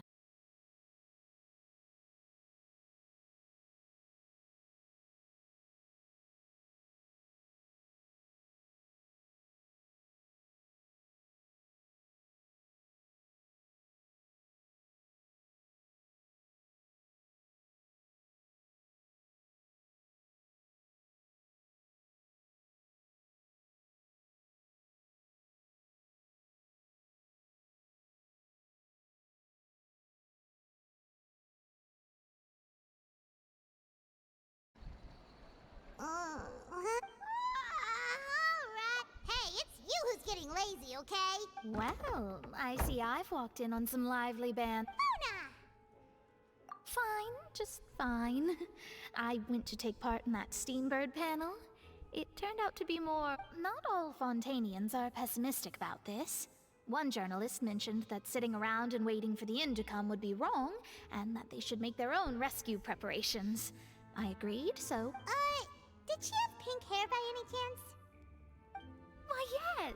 It was Charlotte. You remember her, right? That daredevil journalist? I'm in full support of her view. Prophecies are very important, but How can people allow their lives to be commandeered by just a few words? That's right! Paimon's glad to hear something sensible for once. Ah, yes. About what we had discussed before. I did try, but I'm afraid I couldn't reach the old hag. I'll try again tonight, but I wouldn't get your hopes up. Huh?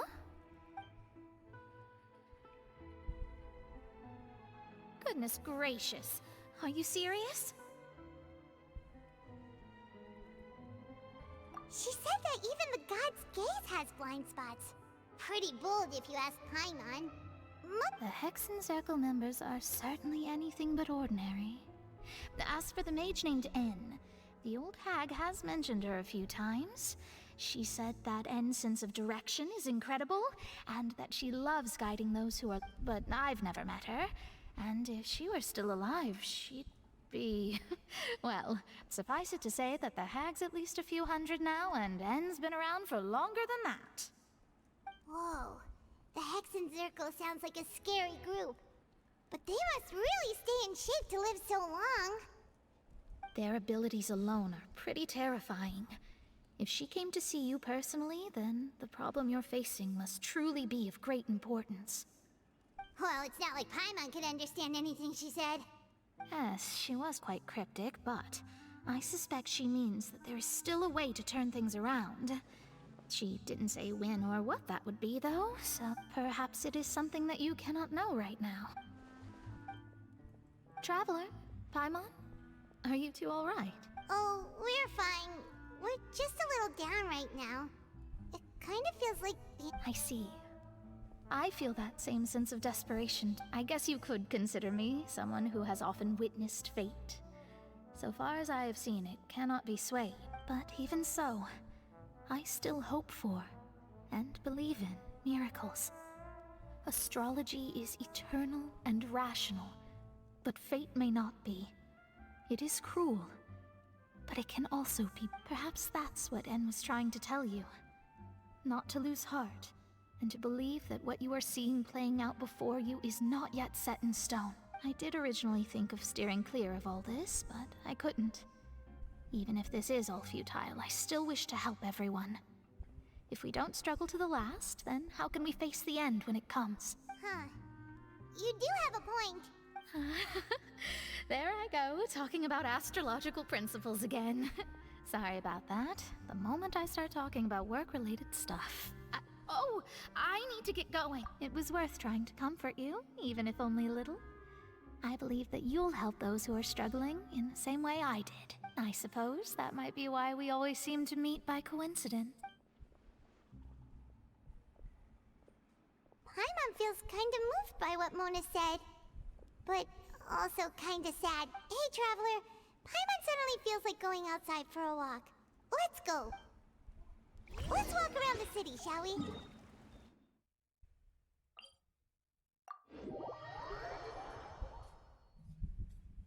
Alis rin si Pawi.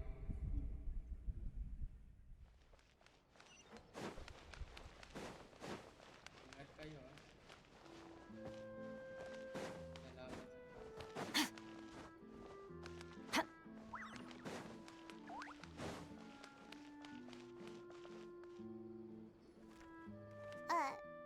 Huh? Our names are written in the... Let Paimon see! The underwater stronghold, the Fortress of Meripede, has continued in its My recent attempts to enter the fortress bore little fruit. Huh. Guess Charlotte still hasn't given up on... Thus, did an Outlander friend become the focus of this report. A blonde adventurer with their white fairy, legends trailing in their wake. It is said that this mysterious traveler once visited the underwater fortress. So while the fortress's interior remains a mystery behind closed doors, do not fear, for the tales of the traveler contain surprises in journalist Charlotte's biggest scoop yet, The Traveler's Trail, World Walker. Huh. Charlotte took so many awesome photos of us and we never even noticed her. She hasn't been able to get a hold of anything at the fortress, so since we're easier to find, she's using us as the subject. Ugh, seriously? Well, fine. Those headlines and photos do look cool, so Paimon will forgive her this time.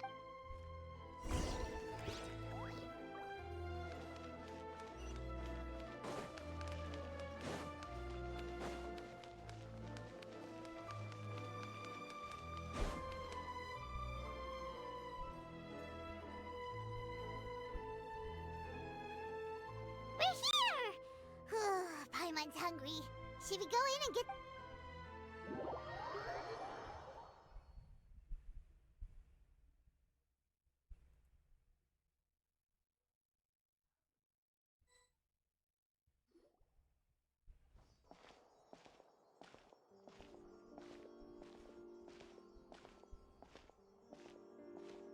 Hey, quick! Look! That's the limited edition, only 16 slices a day cake! It was so delicious the last time we tried it!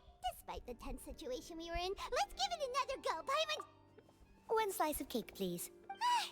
Someone showed up after all! Oh, wait, you're the one from the Palais Mermoni! Oh, are you here to buy cake too? It seems Monsieur Nervalette was right. You really can eat. Wait, did he really say something like that? That's right. Even he has his own preferences when it comes to food. As for me, I love the cake and coffee here.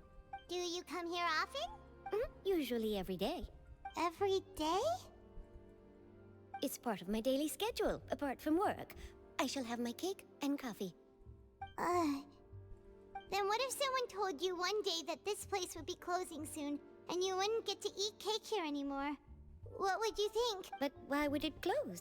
Well, Paimon doesn't know either, but maybe the waters will rise tomorrow. You know, like in the prophecy. Oh, the prophecy. To be honest, I haven't paid much attention to that. No. Still, even if there'd be no more cake tomorrow, that wouldn't keep me from having some today. No. It's the same for eating in general. You might not be able to eat tomorrow, but if you can do so today, then you should carry on. That's what people call living, you know. Huh. Don't be sad. Excuse me, could I have 2 more slices of cake to go? These 2 slices are for you. Sijuin said that this kind of expression you're making is what humans call Oh, you know Sijuin? I sure do. She was born before me, and she sometimes comes to the surface to teach us things about humans. She said that humans are creatures that are saddened easily, yes, and you can only lift their spirits by feeding them delicious food. So please try the cakes. I've got something else to do, so I'll be going now. You two try to stay in a good mood after eating, all right?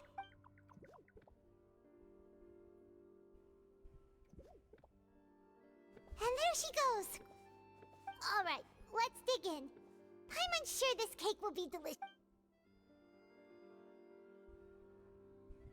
It's more delicious than last time, and the flavor gets even better with a sip of tea. It sure would be nice if we could come again. Sure would be nice if we could always eat delicious food.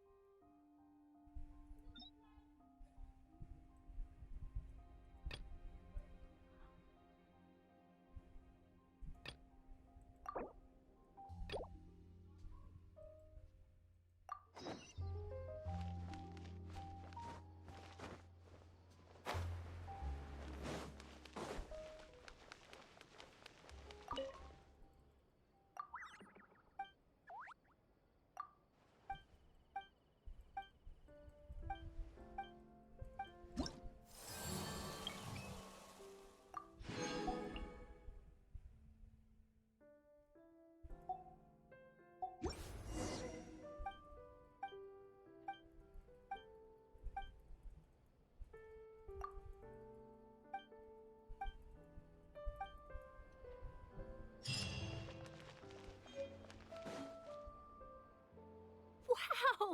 If it isn't the Traveler and Paimon! Oh, have you seen the article I wrote? Ha!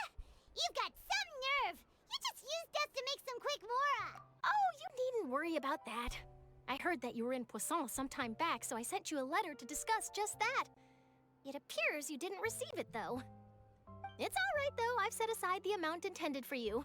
I've even set the table with some food. Really? Oh, you're the best! You're almost a little too easy to win over, Paimon.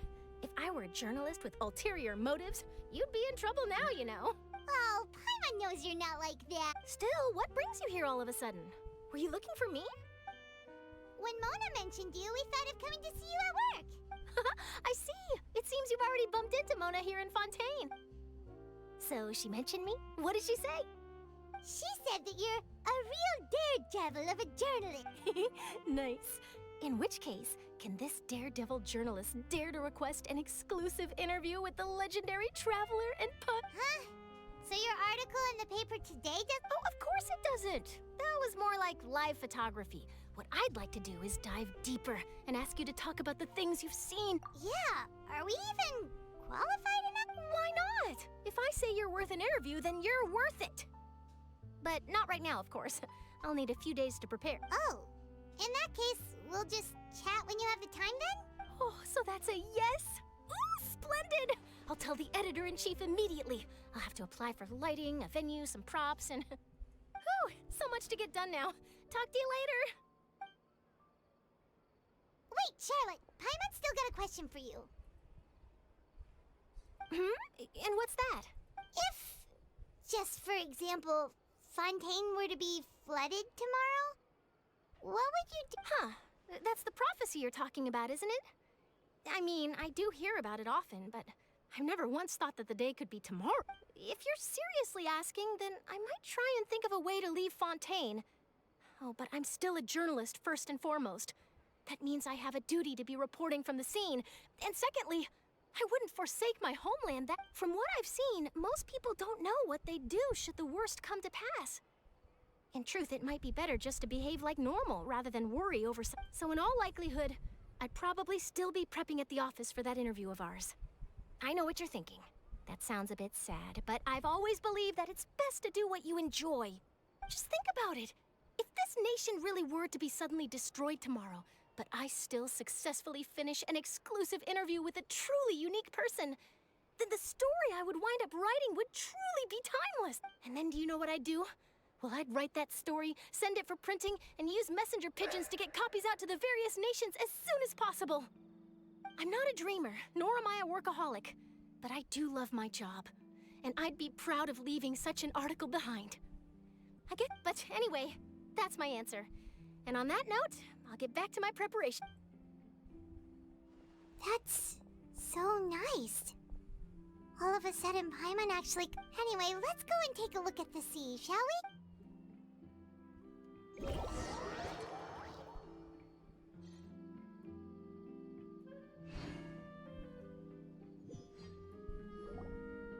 The sea breeze and scenery can be a pretty soothing combo, huh? Paimon's been thinking... If it wasn't Fontaine, but all of Tevat that would be destroyed tomorrow, where would we go and what would we do? No, Paimon should ask, if you could choose, what would you... We've always been moving to the next destination, so we haven't spent much time thinking about these kinds of things. We didn't have to either, with us always being on the... You mean, still traveling? Huh. Wait, isn't that what we've always been doing?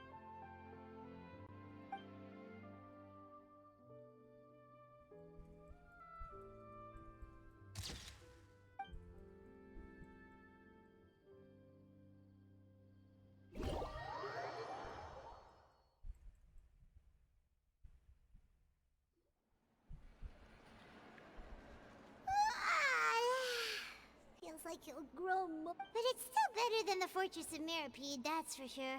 It's not only damp there, but salty too. Ah, so the two of you are still here. Oh, you're from the Palais Mermonia, aren't you? Yes, I'm Isadora. Monsieur Nervillat sent me to look for you two before. I heard that afterward you went to the Fortress of Not at all. I'm well aware that you're friends of his. Actually, I'm here to pass a... Yes, inside the Opera House.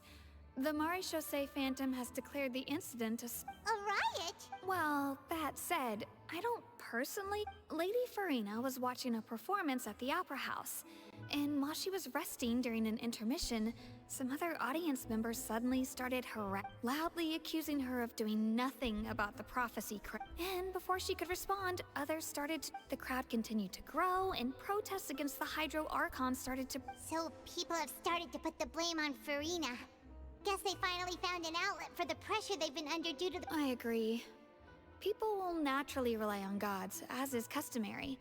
But the moment people feel threatened, gods are also... So what happened after that? Is Farina okay? Seeing that the situation was spiraling out of control and that further argument was pointless, she claimed that she'd gotten tired. The Maréchaussée Phantom had their hands full maintaining order and did not catch where Lady Farina had gone. Only when things had... So, you mean she's still missing? That's right. The Maréchaussée has dispatched many people to search for her. But we don't have any... That said, I don't think there's much to worry about. She is a god, after all. Even if she were to fall into the hands of rioters, what could ordinary people do to her? Good. Monsieur Neuvillette sent me to tell you about the situation, but he didn't say anything. Don't worry. This is more than enough to go on. Thanks for keeping us informed. Ah, is that so? Well, all right then. In that case, you two take care. I'll be heading back to the Palais now. Well, sounds like we should hurry over to Poisson then. If we know Farina, she won't try to fix things in this situation. Instead, and as we also know, she may be loud and dramatic, but she doesn't have a heart. When Neuvillette was talking to her in the Palais Mermonia, and she heard about Poisson, she couldn't hide her sadness and remorse. It would be hard for her to ignore being accused by the public. Paimon thinks Farina's probably taken the opportunity to slip away to Poisson and try to relieve the sense of guilt that she's... Huh! Well, what do you think? Paimon knows the answer, of course, but Paimon can do the enough. In that case, there's not a moment to lose. Poisson, here we...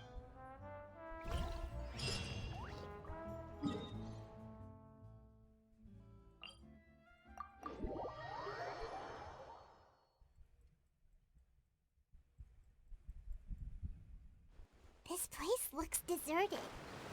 Guess all the survivors must have evacuated already. All that's left here...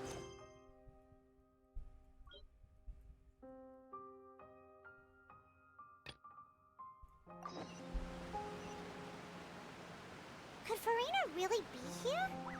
Let's try to find her as soon as possible.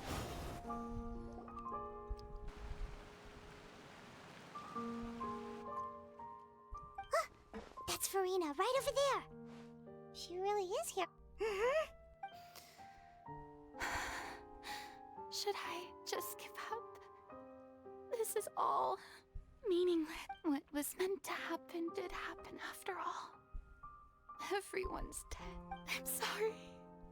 I'm so sorry. Give up, Farina. There's no point in hope. I'm sorry.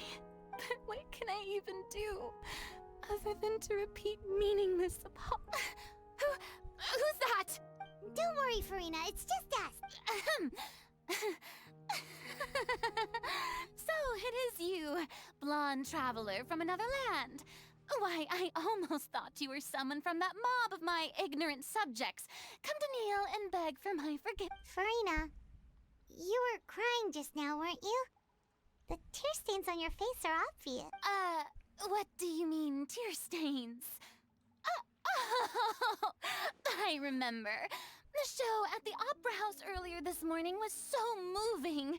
I'm still trying to Who did that uncivilized rabble think they were? Disturbing my enjoyment of the art. They even dare to tout their Archon. I must teach them a lesson. I can just imagine their twisted and frustrated faces once they realize that I'm nowhere to be found. Oh, and I'm sure Neuvillette and those people from the Maréchaussée Phantom are freaking out right next to them too. Hey, there she is! The Hydro Archon's over there! Quick, after her! Farina, those people seem to be after you. They are? They're just some rabid fans who want to cut the line because they haven't been able to meet me in person, aren't they? That's against the rules. I can't let them get their way. Farina just ran off! Quick, we have to catch up with her!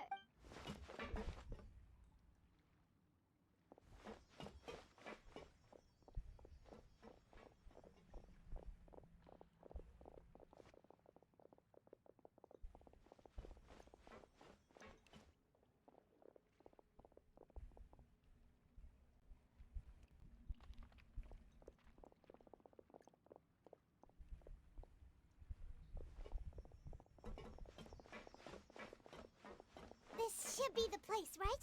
Hey, Farina! There's a good hiding spot over here. Quick, come to Paimon before the rest of them catch up to you. What? What is... Hurry, they're almost here! Fine. I suppose haste is...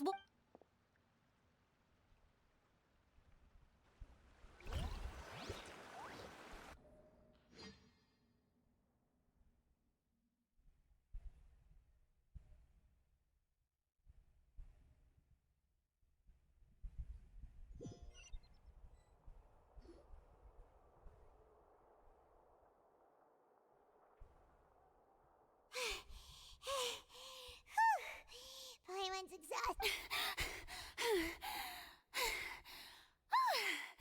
I'm so tired. I totally thought they had caught... no! I mean, I merely gave in to the sheer enthusiasm they display.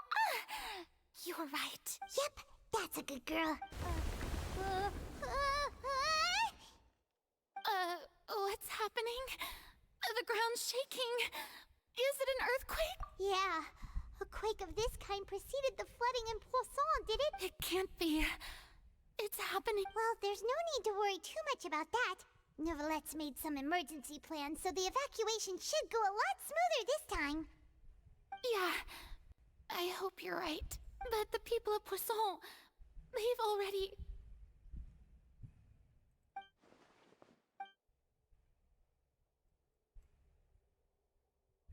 It's true. I've been investigating the prophecy for I once had informants all over Tevat, searching for clues and feeding information back. I've tried all kinds of ways, too, to hold back the sea. Anything to keep it, but all my efforts proved to be futile in the end. Really, the truth has been clear to me for a very long time. We cannot make an enemy of the divine. No matter what we do, the will of the heavenly principles will have its way, and the prophecy shall be... Give up. I do love the sound of that phrase. It would mean finally coming to terms with fate, but also for me to finally be... Indeed, I've thought about giving up so many times, especially after we almost lost Poisson. Fate is really unreasonable, isn't it? It has no heart and obeys no rules. The prophecy has only just started to come true, and so many people have already lost their lives. But just now, it all became clear to me. I still don't have the right to come to terms with fate on behalf of everyone else. As long as the final moment hasn't come, it's still not too late. Don't worry. I will keep hope alive for everyone until the very... Well, that's enough for now. I got the impulse to play the stricken maiden, but honestly, considering my rank and station, that wasn't a good fit at all.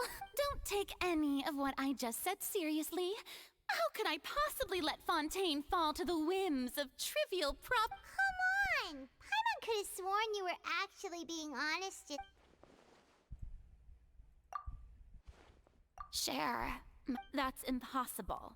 It was fated right from the start that this would be my a witness. Yes, I've heard that you came to Tevat from beyond the stars, yes. In other words, you never belonged here. And if Tevat is, in its entirety, a show on a stage, then you're just a spectator. If that's...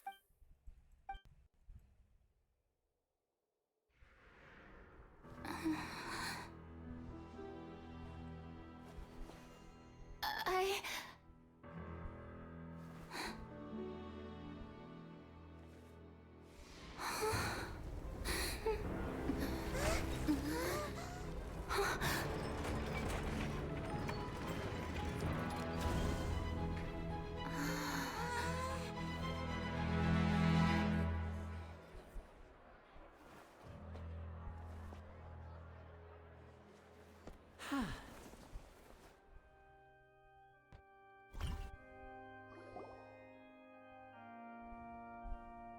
Ladies and gentlemen, this concludes my opening performance. Now, without further ado, we may proceed to the trial of our...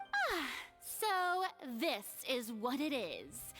Yes, you deserve praise for the effort you took to raise the dramatic stage. Do not forget, however, that I am Fosalor, the god of justice, the embodiment of justice itself. Does it not strike you as even the least bit absurd to bring the very concept of justice to trial? May I interpret these words as your refusal to stand trial? In that case, you will have the opportunity to defend your honor through a duel. You would draw your blade against a god?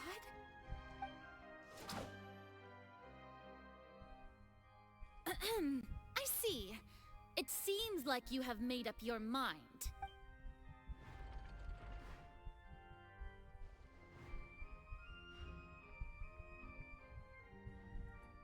Paimon can't believe it. She just surrendered. What the heck is going on? Did I just see an Archon Wow, how utterly humiliating. Lady Farina, what is the meaning? Shh!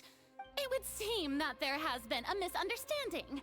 To be clear, the raising of both hands is not always an indication of surrender. Looking for excuses again. I raised my hands just now to indicate my acceptance of the trial.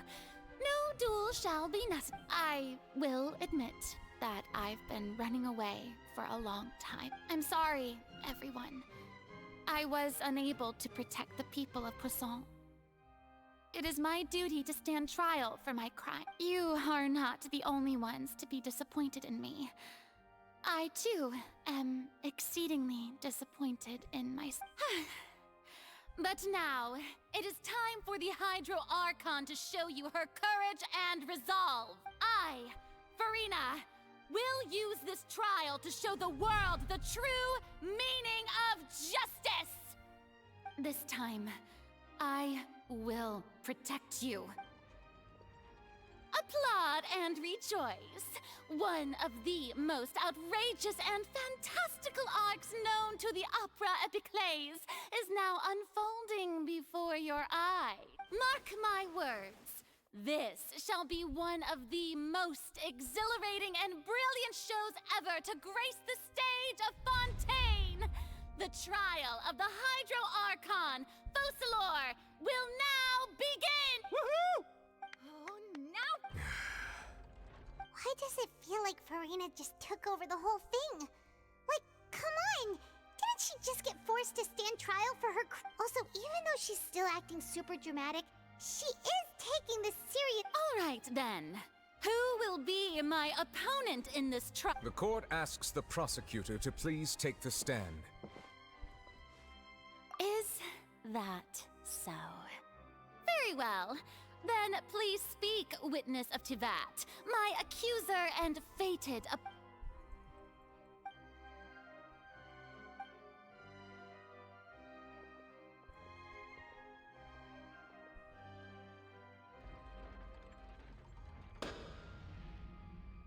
Also, please allow me to ask, as a final question before the trial begins.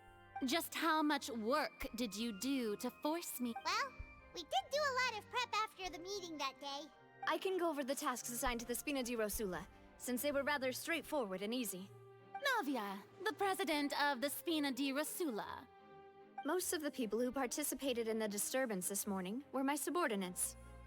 They changed into plain clothes and came to the Opera House as regular audience members, waiting for the perfect opportunity to incite insurrection again. The people's resentment against their Archon has been building as more and more of the prophecy is fulfilled. A spark was all we needed to turn smoldering anger. Moreover, according to our understanding and analysis of you, when something like that occurred, you would likely flee the scene and head to Poisson. So, we arranged for a second group to lie in wait there. So, you mean the ones who scoured the settlement for me were also from the Spina? And their goal was to force you to step into the giant magic box so you may personally participate in the greatest magic performance in all of Fontaine. That's right. That house was a magic box, rather than someone's residence. As the super ultimate version of the setup that I used when I first performed at the Opera Epiclet, the volume of the box was increased by a whole order of magnitude, and the distance it traversed was the entire gap between Poisson and Aranias. Its cargo, of course, was an Archon instead of a human. My thanks, Farina. Without your help, we could never have pulled off such an extraordinary You're welcome? Of course, this performance was only made possible with Father's support. The House of the Hearth spent a massive amount of labor in Mora to pull this off. We had to select a location, construct the giant magic box, dig a tunnel, and open up a path through the water. It was a lot of work for all. So, in other words, the earthquake that we felt within the giant magic box was just a normal tremor from the transportation of the whole house? That's right. It wasn't a sign of another disaster to come. Then, I can guess Nervilette and Cloran's parts. You gathered a crowd, prepared a stage, and made sure that the champion duelist would be immediately ready for it. Also that as soon as I appeared on the stage, the trial may commence without a hitch. Yes, that is correct. Well, Clorand, I must commend you for your courage. Only the most outstanding champion duelist in all of Fontaine would accept a duel with an Archon without flint. Thank you. As for you, Traveler, I suppose your role was to keep me distracted with conversation once you found me in Poisson. You'd make sure that I didn't notice anything amiss before revealing yourself as my prosecutor once we'd arrived onto the stage. Oh?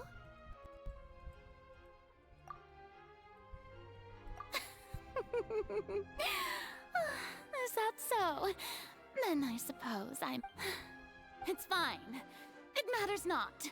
What's done, the stage is already set, so there's no reason to disappoint the audience. Let's see this trial through to the very... Madam Prosecutor, please allow me to pass this along. This is a document that Miss Charlotte applied for and received permission to share with you during the trial. According to her, it should speed up. Huh? Charlotte wanted to give us something? Oh, so she's here too! Hey, Charlotte! Oh, let Paimon see. Isn't this the exclusive interview that she did with us before? So she's already... Wait, then that means this document is a perfect timeline of everything that's happened. So in other words, we can refer to this anthology of evidence every time we want to use something from our journey as... Let's quickly confirm the information in it. Just think of it as a refresher, alright? You defeated the Hydro Archon in the very first duel you took. I didn't think that you'd wind up getting to the bottom of the case. This is the first time Monsieur Nervilette had a difference of opinion with the Oratrice. A Fatui Harbinger. She's an extraordinary person. Her instinct must mean something. The fortress of Meripede was almost destroyed in a single day. That I didn't witness that scene. According to Monsieur Nervilette, both Child and that whale should have been in the prime. I nearly lost my awesome friend Navia. To be honest, that still gives me... The words of someone as extraordinary as a witch can probably only be truly understood.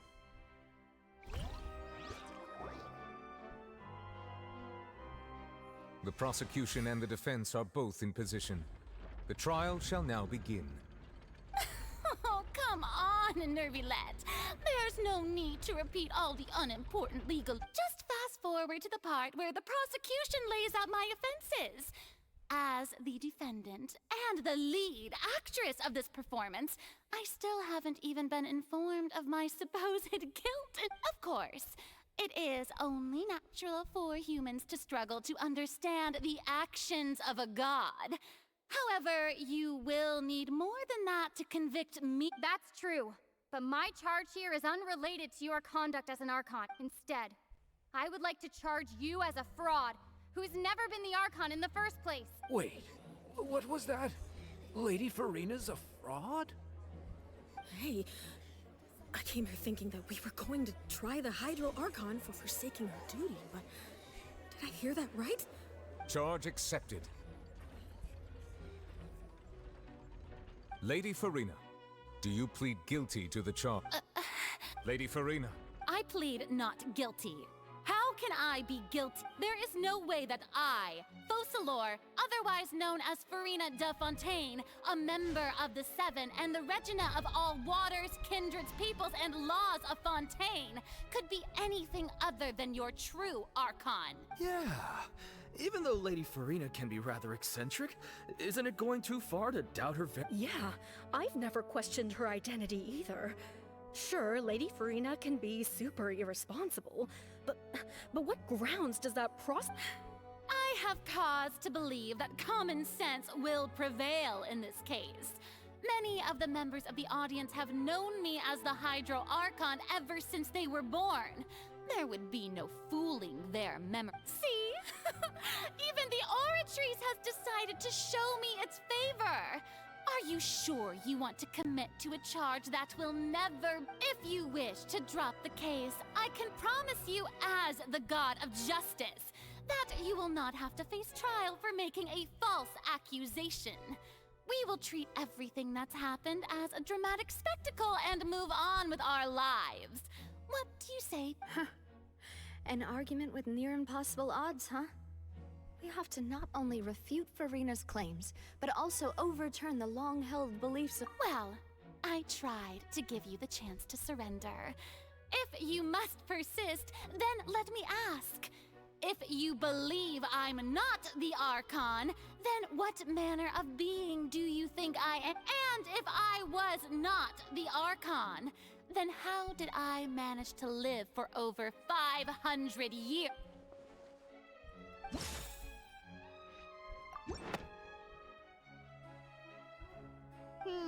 That doesn't sound right. First of all, you may be a member of another long-lived race, which would allow you to naturally possess an extended lifespan. And second of all, even if that wasn't the case, there could be other ways. Who gave you that idea? Was it the knave? You'd sink so low as to use a harbinger's words against— A curse? I once thought it possible that the aura of an Archon might naturally resemble the type of... But in light of this claim, perhaps what I sensed was not your divinity, but a curse after all. Nervilette sensed it too, huh? Lady Farina is actually a human? Well, it is true that it's extremely difficult to tell humans and gods apart just by looking at them. It's not impossible.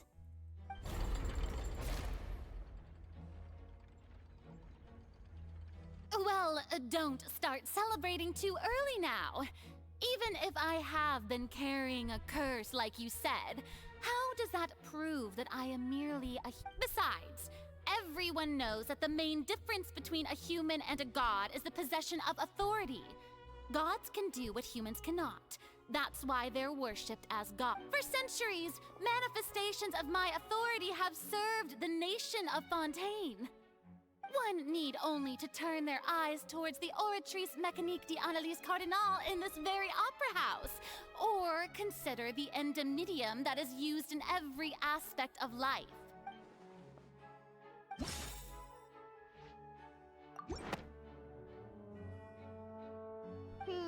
That doesn't...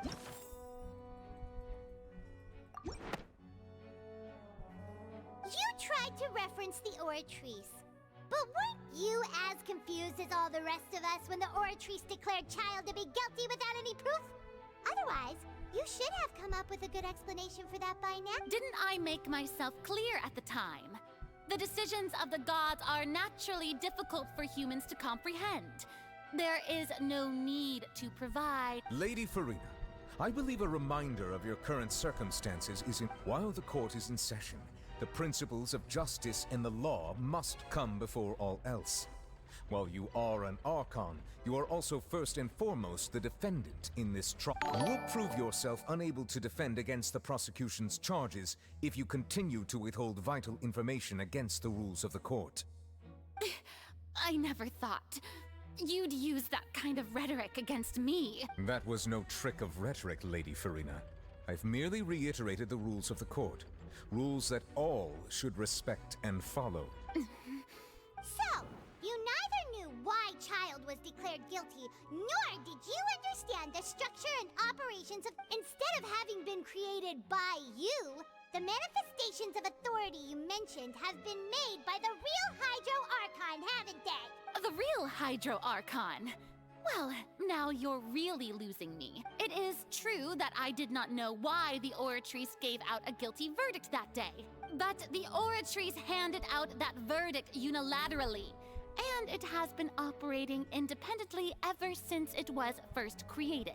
You can't argue that just because a divine creation is flawed, that the god behind it must also be no god at all. She's still throwing out all kinds of excuses. Seems like she's confident that we won't be able to produce proof that she has no power over the Oratrice. My power as an Archon. There are many ordinary citizens in the audience. How can I just carelessly demonstrate the formidable power of an Archon? If that poses a concern, I'm prepared to extend my protection to the audience. You don't need to go. Aren't you the Hydro Archon? Or is it that you can't even wield the power of Hydro, much less the authority... Indemnitium! Yes! It's all because of Indemnitium! All Archons derive their power from the faith of the people, and I've converted the people's faith in justice into Indemnitium. Thus did I give up all of my divine power to provide everyone with energy for their daily lives. Have you ever seen a more magnanimous god? Isn't that a huge strike? Yeah, no matter how generous an Archon can be, how could they give up all their power? Can a god with no power... Seems like nobody's buying Farina's Hey, come now, everyone. Please don't stare at me as if I'm still the same Farina you knew, right? The one that you loved. Shouldn't you want to believe in, please? You've got to believe... If what the prosecutor said is true, she really has committed... Did she deceive all of us? Enough. That's enough. Tell me then, if I'm not the real Hydro Archon, then who is? If you have no evidence of another Hydro Archon's existence, nor can you find anyone who can back up their claim to be such, then what grounds have you to say that I'm not actually the real deal? Wow, she came up with yet another argument. How can we refute her now? Seems like she really doesn't want to...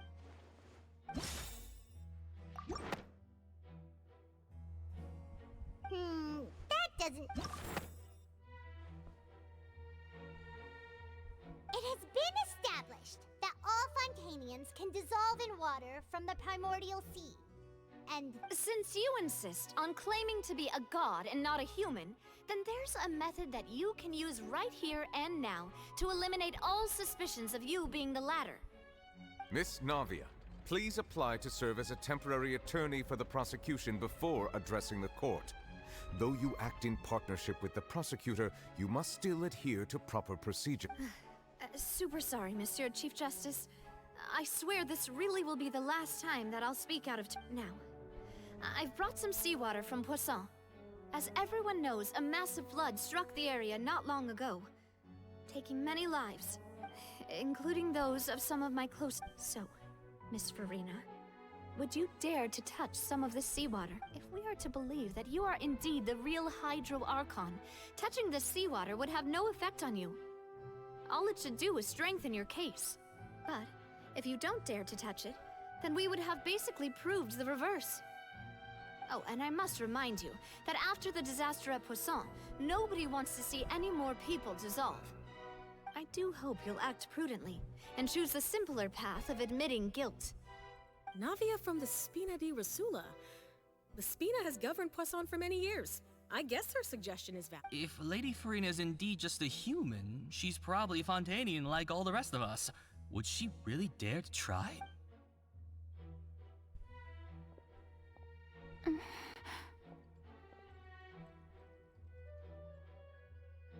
Lady Farina, this test has been unilaterally proposed by the prosecution.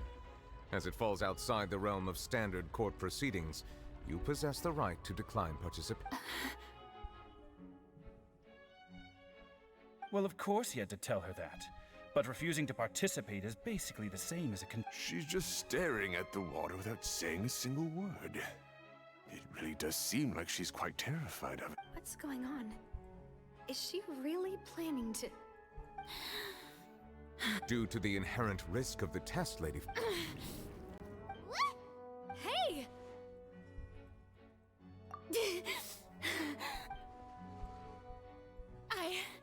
I'm fine! Look at me, everyone!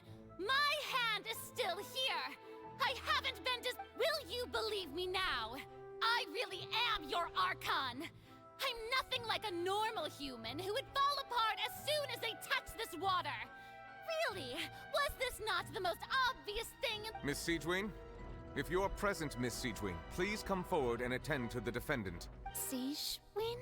Don't be nervous. It'll just take a few seconds. Let me see. That should be enough. Please announce the results of your evaluation to the court, Miss Siegewing. As everyone doubtlessly saw, Miss Farina was displaying symptoms of hyperventilation and flushed skin. These indicate that she was experiencing the adverse effects of exposure to primordial seawater. The extent to which she was affected is the same as other humans when exposed to primordial seawater of a similar concentration. Thank you, Miss Siegewing. Lady Farina, you may return to the... Oh, wait. What did she just say? I didn't get dissolved. Shouldn't that be enough to prove my innocence? Well, considering your tendency to run from your problems, we did originally prepare a direct sample of the seawater around Poisson. However, after extensive discussion, we exchanged it for a sample that is not concentrated enough to dissolve an actual human. After all, on the off chance that something entirely unexpected might occur, we don't want anyone else to lose their life to the sea. Yeah, so out of regard for Farina's life, you secured a low-concentration sample and asked the head nurse to serve as an expert witness. It's a great thing that the direct sample wasn't actually used. Farina could have... I can't believe... Listen to me, everyone! Please don't give me such cold and disdainful looks! What happened just now didn't prove a single thing! Think about it! How can you conclusively prove that an Archon can't also be affected by the primordial seawater? Also, if I was really just a human, why would I dare to just put my hand in that kind of water?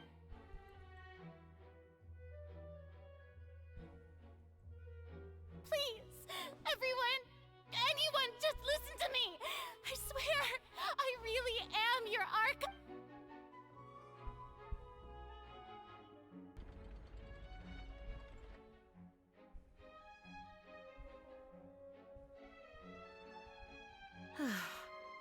I don't think anything she says at this point will sway anyone.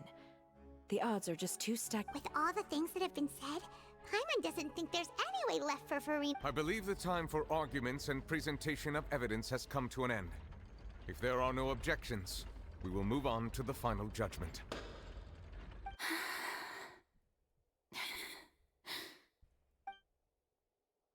I don't think anything she says at this point will sway anyone. She's too stacked against her now.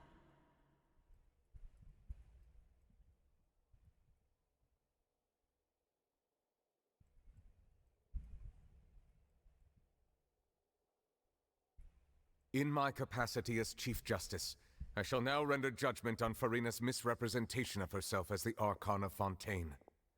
As a human who knowingly deceived her fellow citizens, Furina is guilty.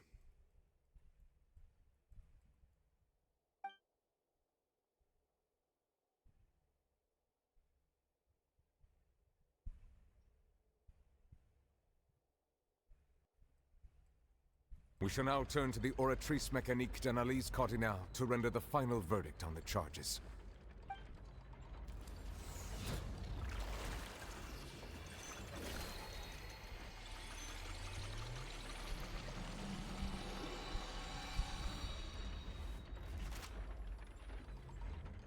According to the judgment of the Oratrice Mécanique d'Analyse Cardinale, Furina is...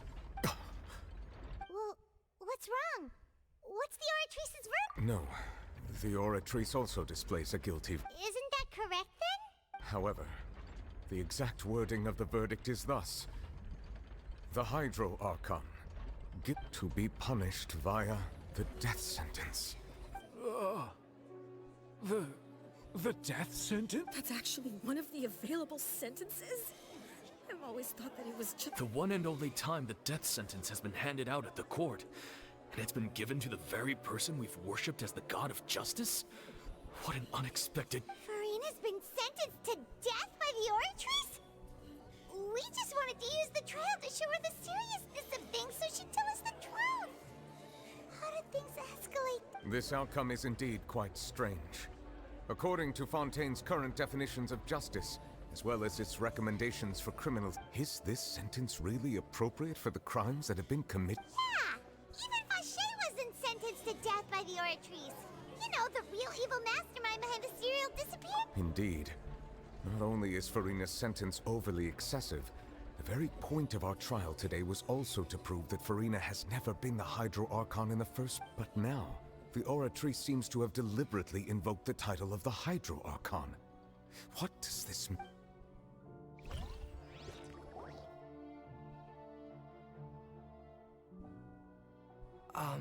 Excuse me, if I may interrupt. Is the trial still— Fremine! Huh, you finally made it. I assume this means you've completed your— Mm-hmm. Any mission Father assigns to me will always be top— Is that the first prophecy? Huh. So the knave privately arranged for Fremine to try and find the missing slate. I looked everywhere and finally found it at the bottom of the sea. It took me a long time to get around some dangerous— But has the trial already concluded? Then... Thank you for your hard work, Mr. Fremine. Please allow me to review the record left on the slip. Traveler, I believe that you have already seen the other existing slates. I would like you to come here and... Huh? So what do you see? What? I believe I've now made sense of the Hydro Archon's crime. It has to do with Fontaine's lost... Huh? Isn't the Hydro Archon just guilty of deceiving her people? Oh, wait, no, that's Furina, and we've already proven that she's not the Hydro Archon. So when you say Hydro Archon, do you mean the real Hydro Archon we've been kinda talking about? In truth, everything that you've encountered in Fontaine up until this point can be traced back to the contents of these stones. However, I'm uncertain as to how much sense they currently make to you. Okay, let's try to recall the contents of the other 3 stone slates. Paimon will do her best to help you remember.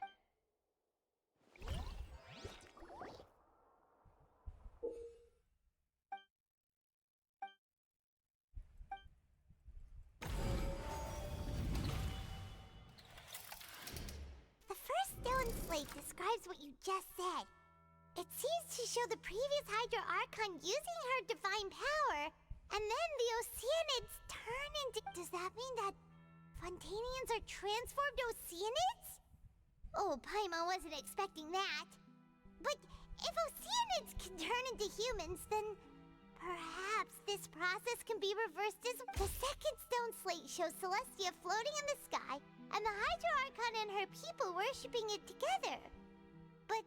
the heavens still brought judgment down upon. This must be the point when the Hydro Archon and the Fontainians were branded with their original sin. Does this mean that the original sin and the Hydro Archon sin are that the third slate shows the Hydro Archon seeking into the sea surrounded by many... That reminds Paimon, didn't we also... Well, the fourth slate is the prophecy the Fontainians have been talking about.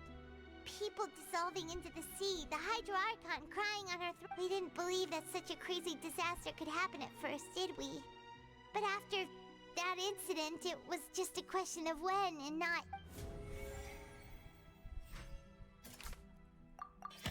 We know from the case of the serial disappearances of young women that Fontainians can be dissolved in primordial seawater. And this might be the reason that Fontainians can dissolve.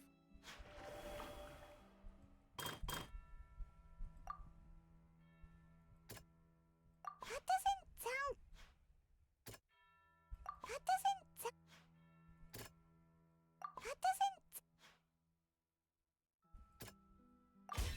Perhaps what is about to take place has all happened before, and the original sin cast down on the people of Fontaine by Celestia, as recorded on the stone slates.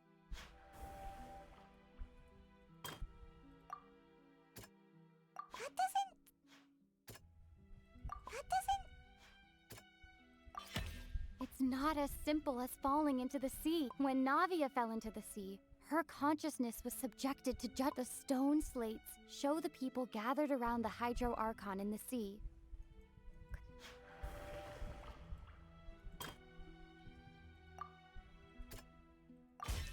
The prophecy from the stone slates found its way into society, but not many. The fortress of Meropide was nearly flooded with primordial seawater, which we know can cause Fontainians to dissolve.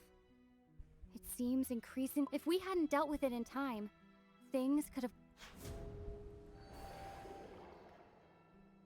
They'll dissolve into the primordial sea but won't cease to exist. Their essence will flow in the seawater.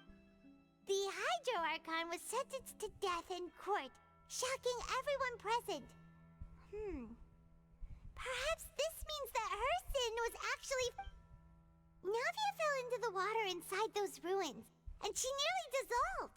She was surrounded by the people of Poisson in a court within her consciousness, and was forced to take part in a trial meant... The eruption of the primordial sea at the fortress of Meropide was the surest sign that the prophecy was about to... The stone slate's contents can all be verified by recent events. If we combine what we know together, loads of truth...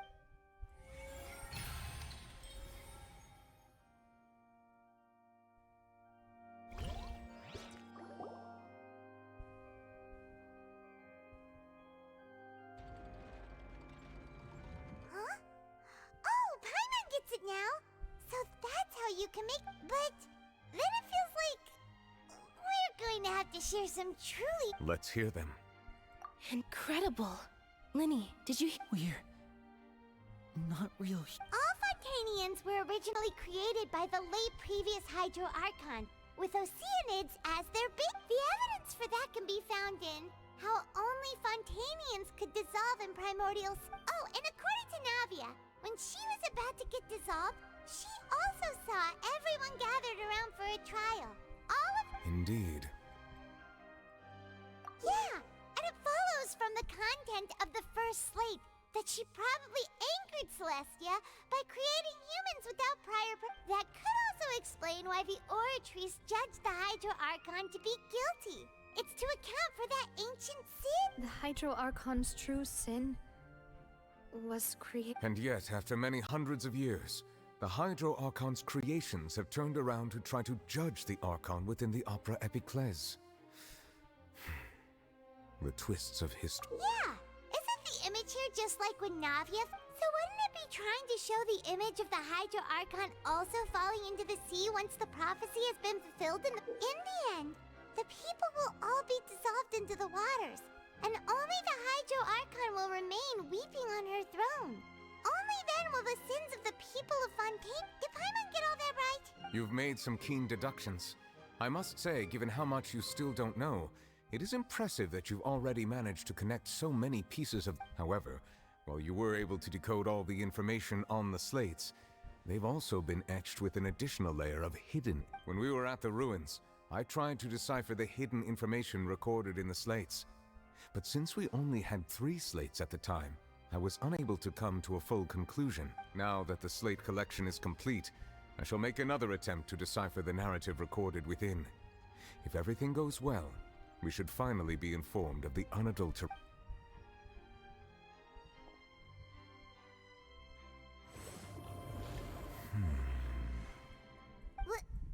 Well? Did you get it? I believe I should share this truth not only with you, but with all the people of Fontaine as well.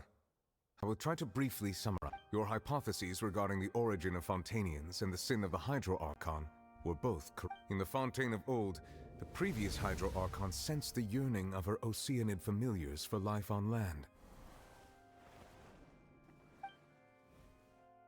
The Oceanids were enamored with the beauty and romanticism of human beings, and wishing to have those experiences for themselves, expressed to the Hydro Archon their desire to become. However, even though water as an element is intricately linked with the power of life, the Hydro Archon, as one of the 7, did not possess the authority, not one to give in. She eventually found a way to create permanent humanoid bodies for her familiars by appropriating the power of this. She poured primordial seawater into the Oceanids' blood vessels, creating humanoid mimics in the But if Fontainians were to ever come into direct contact with water from the primordial sea, the power within their bodies would escape these artificial restraints and return to the sea. As a result, their forms would collapse, and they would be reverted to their original forms as Ocean. Of course, the Hydro Archon never received permission from the heavenly principles to create a new human race, and thus, the Hydro Archon and all of her creations came to shoulder the original sin of appropriating the power of the primordial sea. That is the true history of how the people of Fontaine first came. So we were all Oceanids before we turned into human beings. That's way too much information for me. I think I'm just going to pretend that I... Wait, but if that's the truth, we can't let the Hydro Archon be sentenced to death.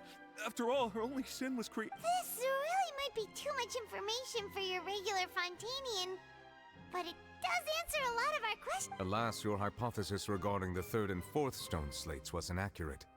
The slate's respective A key point of the visual on the 3rd slate is how all the individuals depicted in the water are human. They have not been dissolved, which implies that the water depicted in this slate is not water from the primordial. The nation of Fontaine is the nation of Hydro, as well as the nation of trials and justice.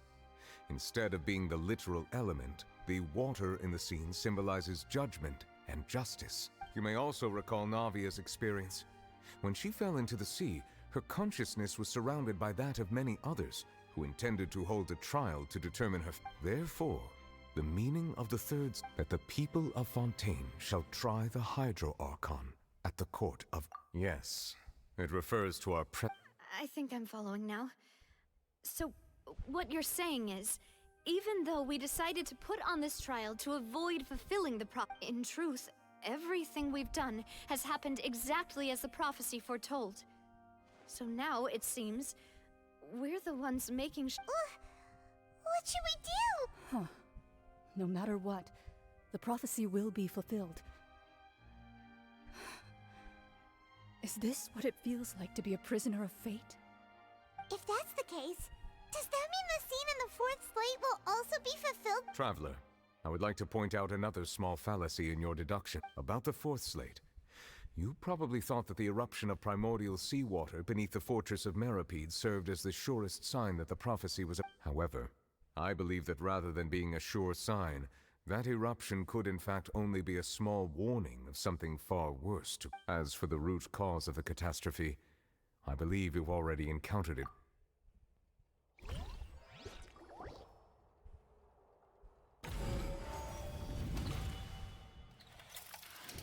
This eruption was just a small warning of the things to come. We must find the root.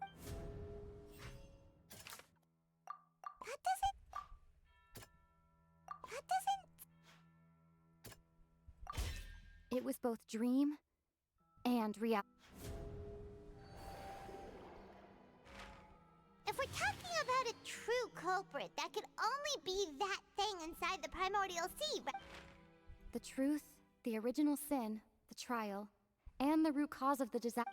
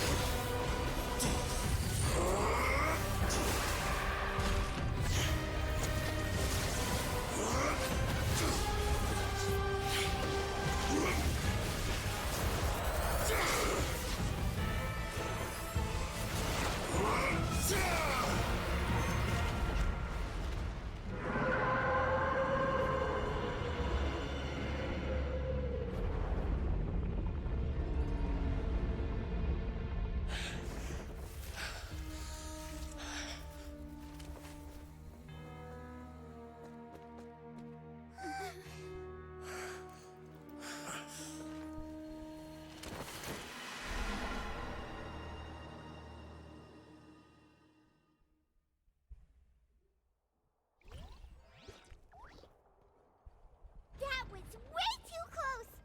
How did that thing just burst into the Opera House? Wait, was that the huge whale you saw in your dream? So we've met it at last. I understand very well why it has chosen to make an appearance here. That whale does not belong to Tevat. It is a monster that has traversed the stars, weeping all the while. It has been greedily consuming the energy from the planet's primordial sea, using it to grow.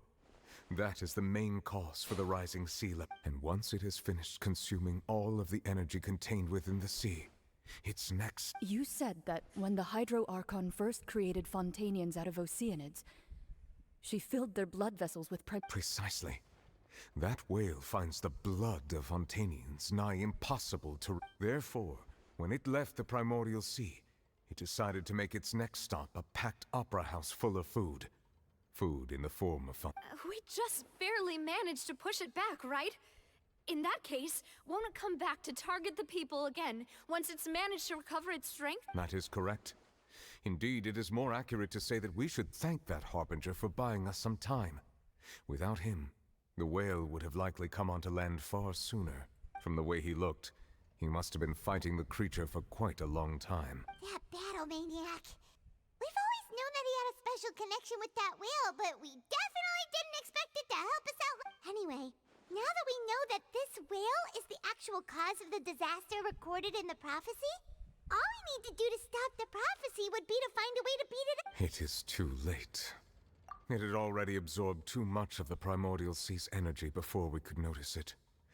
At this point, it has become practically integrated with the sea itself. Even if the entirety of Tevat were to be destroyed, it could still survive and swim off toward...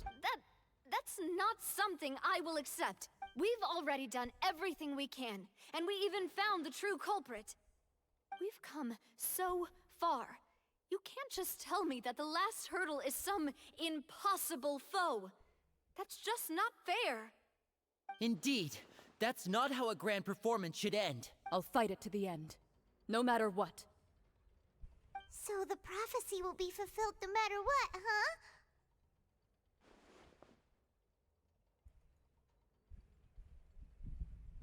The prophecy. Yes. What has been prophesied will be fulfilled. You may view such things as the history of the future.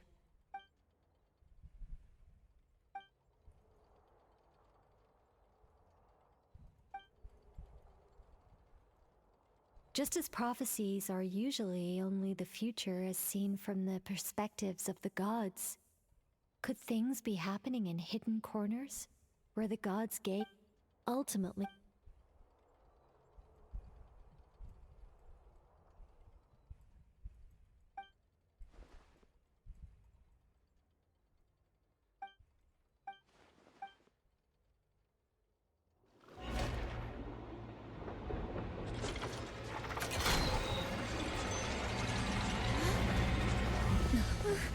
What's happening with the oratories? I believe it is preparing to carry out the death sentence.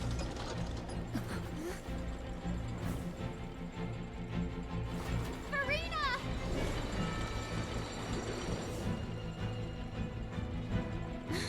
No, I still need answers.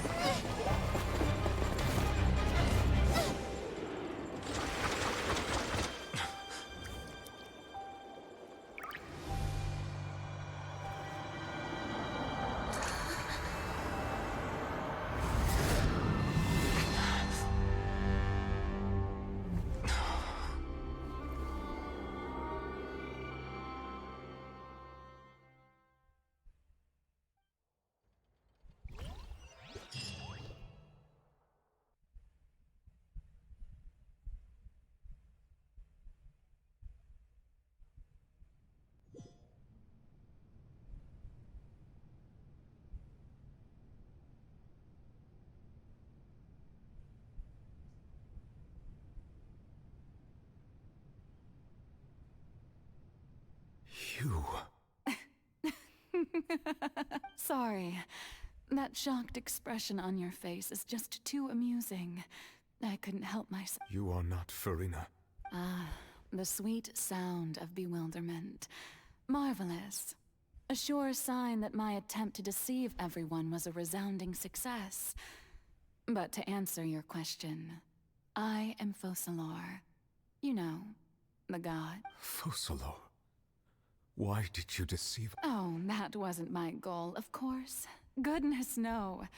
But I had to fool everyone else too, if I was to stand any chance of deceiving the Heavenly Principle. Deceiving the Heavenly Prince? It's all because of that pernicious prophecy. Dreadful, wasn't it? Everyone doomed to dissolve.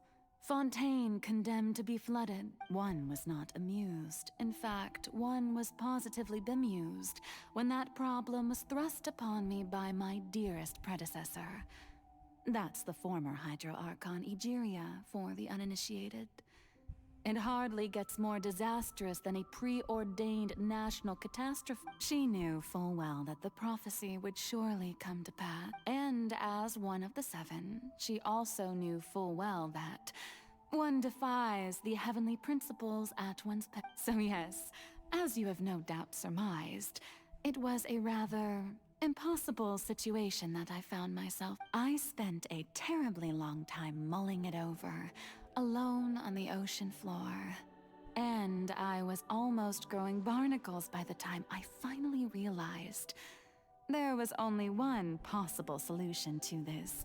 Confounding. I had to outwit the heavenly principles, allow the prophecy to be fulfilled, ostensibly at least, while saving everyone at the same...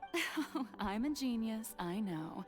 I can only assume that's why Egeria chose me as her successor. Although, looking back now, it was hardly the inheritance one dreams of. Between the task of saving the nation, the quotidian duties of the Hydro Archon, and not to mention the original sin of creating a new race of humans, I dare say she left me quite a colossal mess to clean up. But one can only play the hand one is dealt. I did not choose this, any more than I chose to be one of her Oceanid familiar. So you were also once one of the Oceanids, transformed into a human by Egeria's hand. Yes, I was. I always dreamed of becoming human. And I still do, even now. In my eyes, to be human is to be part of the greatest opera ever known. After becoming a god, I separated my divinity from my body and spirit. leaving behind only a self that was as naive and bewildered as my past self on her first day as a human being. The me you see before you now is that divinity. And the human counterpart I left behind, I named Farina. She could feel joy, sorrow, and everything in between. She could be as vain and conceited, or as meek and vulnerable as she wished. Her strengths were of a kind only a human could possess, as were her shortcomings. But in my eyes, Farina's humanity was what made her perfect. She was perfectly human in every way. The person I always wanted to be. Anyway, so then I cursed her. All part of the plan, of course. The plan to deceive the heavenly principle. Do you still remember the final scene of the prophecy? The Hydra Archon, alone, weeping on her throne. In order that the prophecy might appear fulfilled, I invited Farina to be an actress, to play the part of the Hydro Archon in the prophecy, under the curse I placed on her. So long as I, Focalor's divinity, continued to exist, she could not die. But nor was she free to live her life in the pursuit of happiness. Instead, she was forced to take the stage in the opera house, to embrace the role of leading lady, to forever play the part of the god from the prophecy, all to create a deceitful appearance of that prophecy coming to pass. I suppose now you probably understand why your court is called the Opera Epiclese. But Farina is only human, isn't she? Even though she has had a long life, her mind is no stronger than that of any other ordinary. I cannot begin to fathom what she has had to endure. It must have been torture. It has indeed.